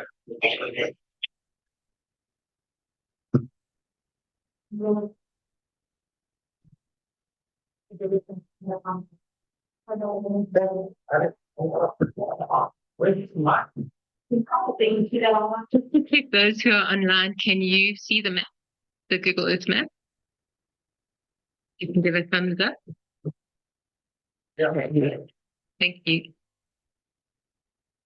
Okay, well, the north of Durban, you can see Phoenix. Okay, cool. So you can see the formal Inanda Phoenix housing area up here where lots of people live. There's the R102. I think this is called the Kwamashi Highway. Might be wrong. I think it is. Coming down here. Ooh, this is so hard. There's the intersection with the N2 and the road that comes down to the beach, Ripfront Road, the M4. If you zoom in here, you're going to see the Millennium Bridge over there. If you look at this on Google Earth, this area looks a little bit different. There are lots of paths that crisscross this area. They've been landscaped, but there's a 4-lane highway. If you put the little human dude over here, you see, this is where people who work in this area where there's only retail, and I mean, there's only really offices and some retail. This is where the people get off their taxis, in this lane. That's where the taxi stops. And this is muddy, it's hideous on any rainy day. And this is where they're forced to go. If you go out of the little guy mode, let me just try this again. So you zoom out again. I turn this off. How did I do this last time? There's a one. Okay. Let me turn the little guy off again. Okay. So I find that very interesting. If you look at the traffic design here, a lot of people who drive cars would have done this. You turn off here, you loop around here, you whip around the traffic circle at Gateway, you come around Sugar Road, you get back onto this road over here, and you come back down this on-ramp and you head down, or you go down on Schlangerocks Drive. So there's absolutely no taxi driver who's going to do that. So it is astounding to me that this place was designed without any attention being given to the pedestrian and the person catching public transport. And this is and the minibus taxis are the only public transport available here. I find it fascinating. I find it incredibly disappointing and saddening. Another thing I really find quite weird and wonderful, and it really does talk to us, is notwithstanding the fact that we are highly educated and privileged people, the choice and manner at which we choose to develop involves essentially strip mining entire sand dunes. And we wonder curiously why over here an entire side of a hill gets blown away because some really insignificant attempt to hold water runoff from this obscenely large excavation would withstand the runoff that comes down here. How here and here, and how culpability isn't being pointed out. And one thing I found out the other day, which I found hysterical, was just south of the traffic circle here, there used to be a ski boat club somewhere over here, and somebody's built their house on it, down at the bottom of this water course. And this house gets flooded and washed away almost every time it rains. And this person can claim against insurance, for like their house getting like messed up because they chose to build it in this water course.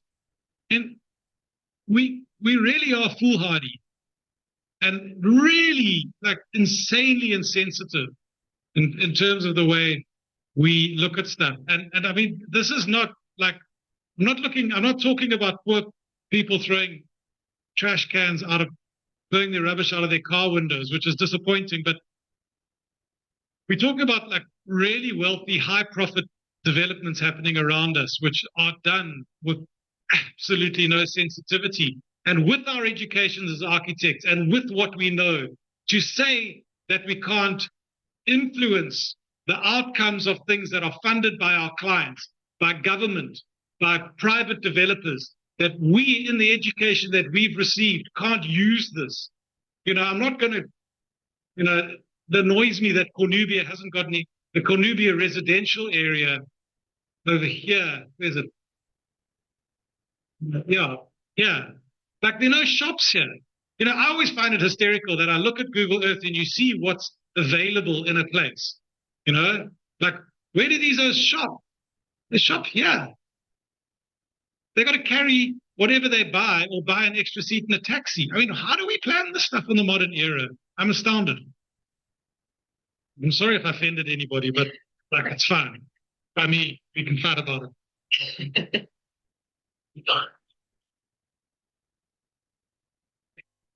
I've got a last question.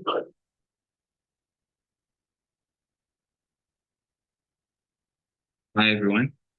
I guess my question starts with just a compliment.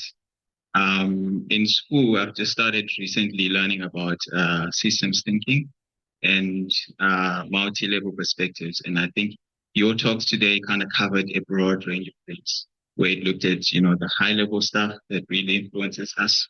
The bottom, where the landscape is and where us as the people who live day to day can play a role, either in strategies or really understanding how nature or the ecology, the environment really affects us. I guess my question really just goes to the emergent technologies.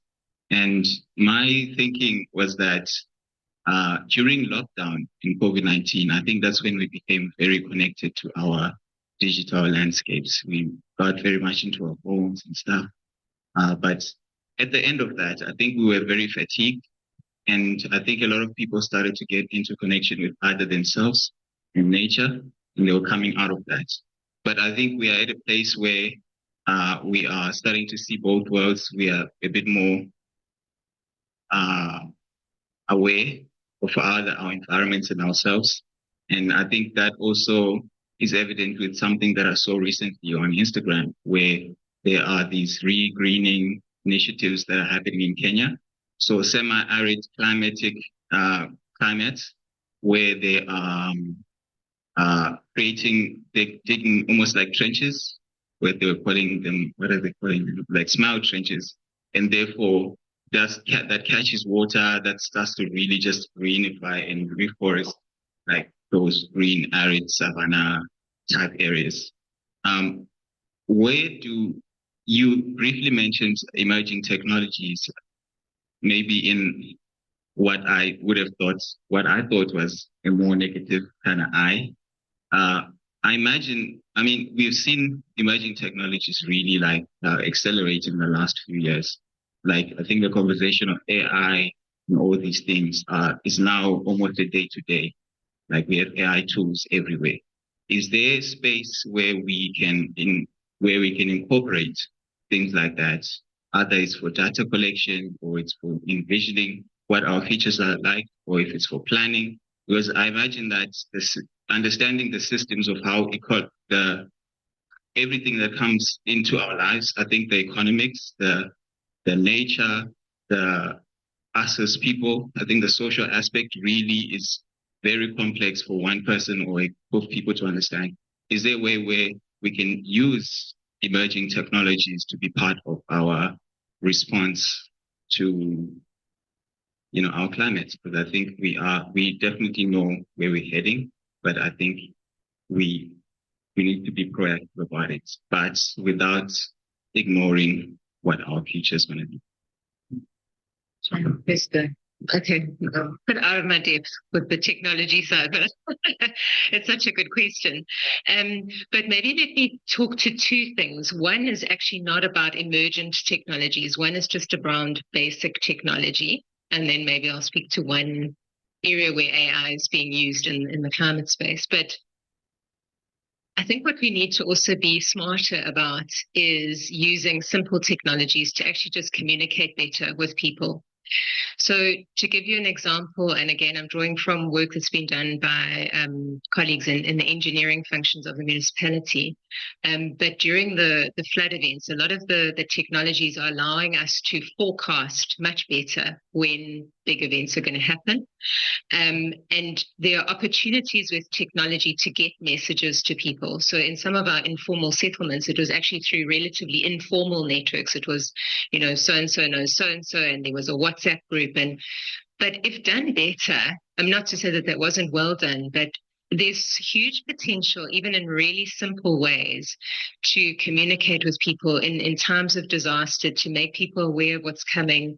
When we had the riots in Durban, communicating around where people can go for certain assistance. And I really don't think that we always use even our simple technologies well enough to prepare our societies to be able to respond when bad things happen. So that's maybe just a comment on not emergent technologies, but existing technology. And then, interestingly, one area, and I don't know a lot about it, but one area where AI is being explored is actually, so I mentioned the Intergovernmental Panel on Climate Change. Now, the IPCC draws on vast amounts of literature. They have to draw from peer-reviewed literature to make statements around climate change and how we respond. And that literature, you can imagine, is vast. And the growing challenge as people write more and do more research, because it's such an important issue, that body of knowledge keeps growing. And so you've got this small little group of people sitting around the world trying to process all of that. And so some of where AI, where it's being explored, is actually just in processing information and trying to pull information together in a way that's more accessible to the climate scientists who need to then use it. But I think the sort of caveat there is that obviously AI is also informed to some extent by what we tell it to look for. And so while there are incredible opportunities, one's also going to be cautious of, you can imagine a scenario where AI is kind of filtering out certain types of things. So just the way, and so there's a lot of energy being invested in how do you use AI in a responsible, balanced way to do those kind of functions, just to pull stuff together. Because, I mean, you started your comment with the idea of systems. Like, the mind boggles. Our human minds only can go a few levels. So yes, I think it's being looked at, but obviously very aware, like a high level of awareness of the potential for misinterpretation if those AI systems are not carefully sort of set up. I'll pick up on what Joe was saying also. Look, the things like drone technology in the field of urban planning is very, very efficient. And really, again, now we're trying to get our students to learn how to fly drones. I mean, which is quite cool. And you can map a place like Kokstad in 30 minutes illegally. Which is so, and also I know from agricultural sectors, we have friends working in parts of Nigeria and stuff. This drone, these aren't small little Toys R Us drones. These are drones 3 times the size of that screen. So they are mapping out areas, water courses, and actually picking up plants that are diseased, how much nutrients they need. So this technology is really efficient. It's really cool. And a lot of farmers are using their cell phones to turn on sprinkler systems, and so they don't have to be there all the time. So there's definitely an avenue for that. The problem that I have with technology, again, is that it uses a form of power, tool of power. So if you're going to look at some of the tsunamis that happen across the world, in parts of Japan where that tsunami hit, and when other parts of Banda Aceh and Sumatra, way before some of your time, maybe you weren't born then, but there was a massive tsunami with 280,000 people lost their lives, came through Banda Aceh, Sumatra, and parts of Sri Lanka, the coast of Sri Lanka. They didn't have access to that technology. And the warning signs weren't triggered quick enough. So again, unfortunately, technology is a product that the West, the powers that be, will hold over us. And that kind of also ties into the realm of capitalism, fortunately, where technology is power. And as thinkers like ourselves, you get 2 types of sustainable living. You get 3 types of sustainable living. You get the first ones that are status quo thinkers, who think that everything's cool. Things will sort, the market will sort stuff out. Yeah. And then you get the reformists who kind of sit in my camp, and I suppose a lot of your camp, where you believe that technology, there is an answer there, but it means you're tying into what they call ecological modernization. And that means there's money. And again, that worries me, because then when there's money and there's power, people are going to go without. And I worry about that for Africa in a weird way. That's why we need to work to our strength. And the other one is the total transformation. So the deep ecologists who reckon we cannot ever have sustainable living because there's human beings involved. And the system of capitalism is totally flawed to allow for sustainability. Now, this is an interesting question I ask a lot of my students, is like, who's more sustainable? Someone who lives in a concrete block that walks up 2 flights of stairs and eats meat, but walks to work. Or somebody, and also they hate plants. Or somebody who stays in a lovely property, beautiful indigenous gardens, but eats meat and drives to work. Who's more sustainable? So these are questions we've got to ask again. So can technology help us to become more sustainable? That's the question, I think. And it must be fair to all and accessible to everybody.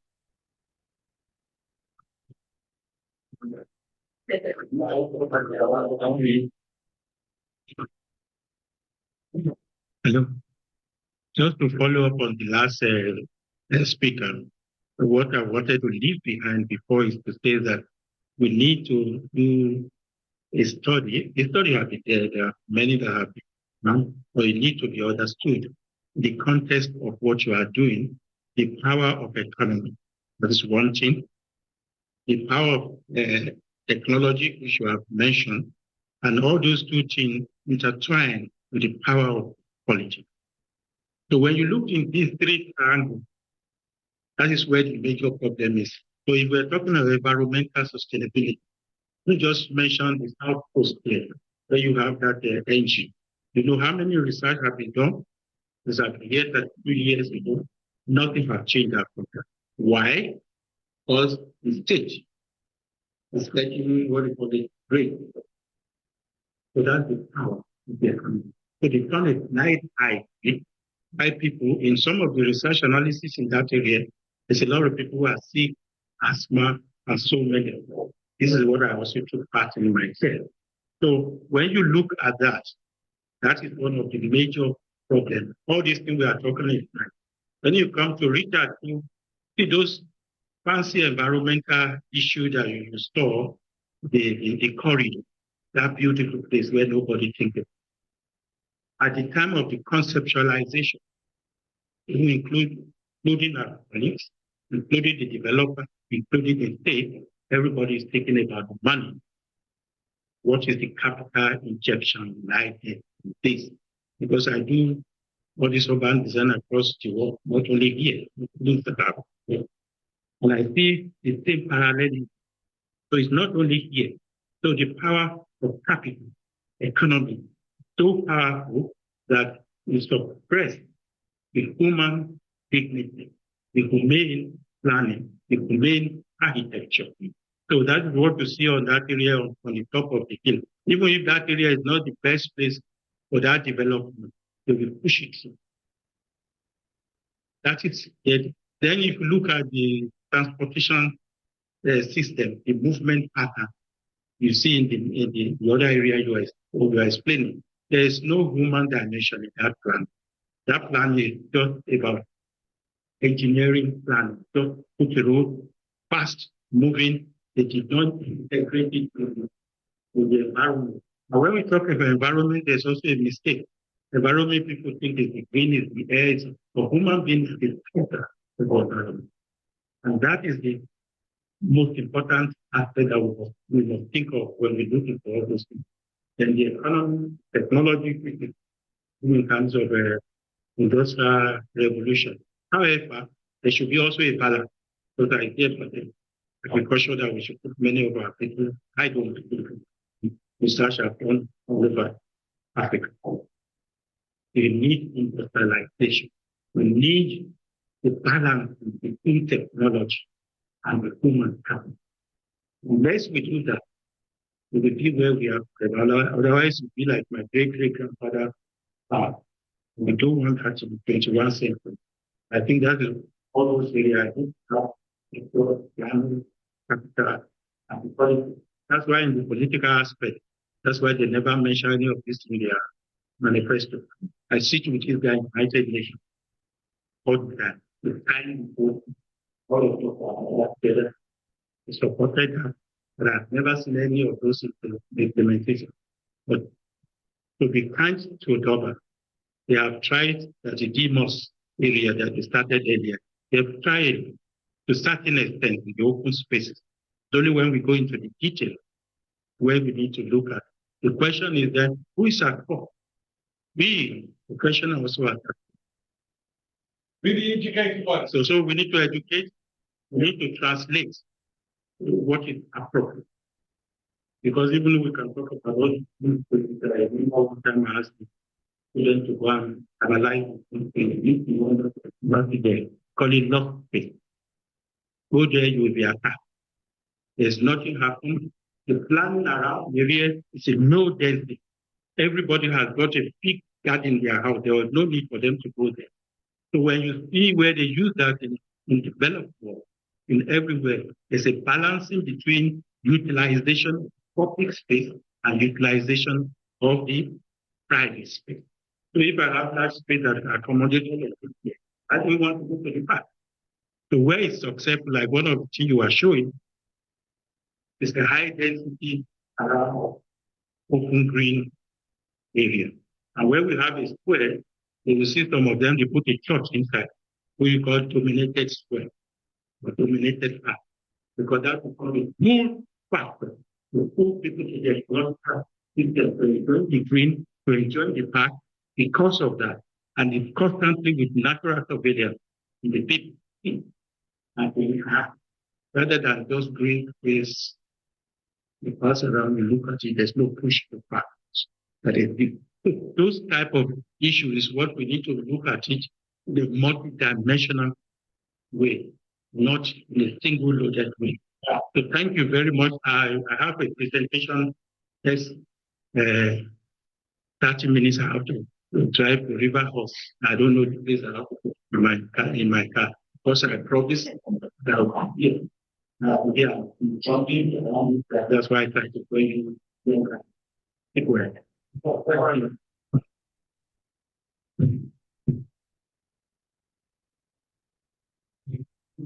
Hi, thank you so much. That was an incredibly inspiring afternoon. And just to add to all of that, I just wanted to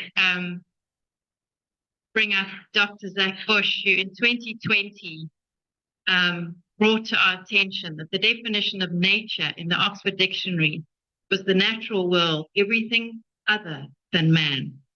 We had written ourselves out of the definition of nature. And that, I think, is the key problem. But wow, great, interesting, and exciting stuff. Thanks so much.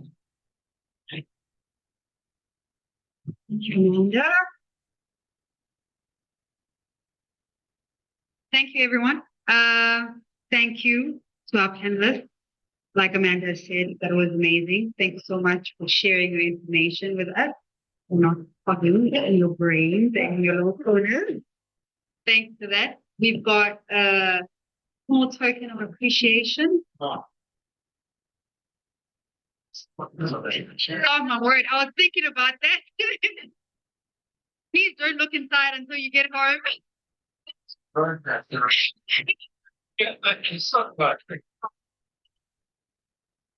Thank you so much also to our Zoom audience online, and thank you to our in-house audience. We'll continue the discussions and network, and yeah, I won't say any more. We'll see there. Thank you so much.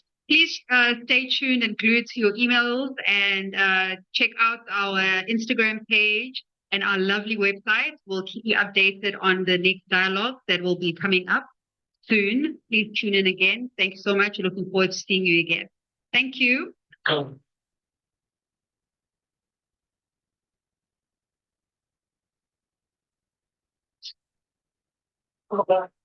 you so much. I get to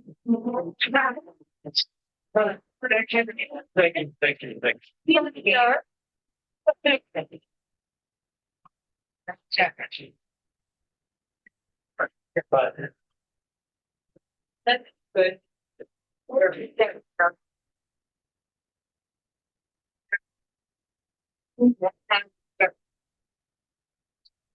Thank you.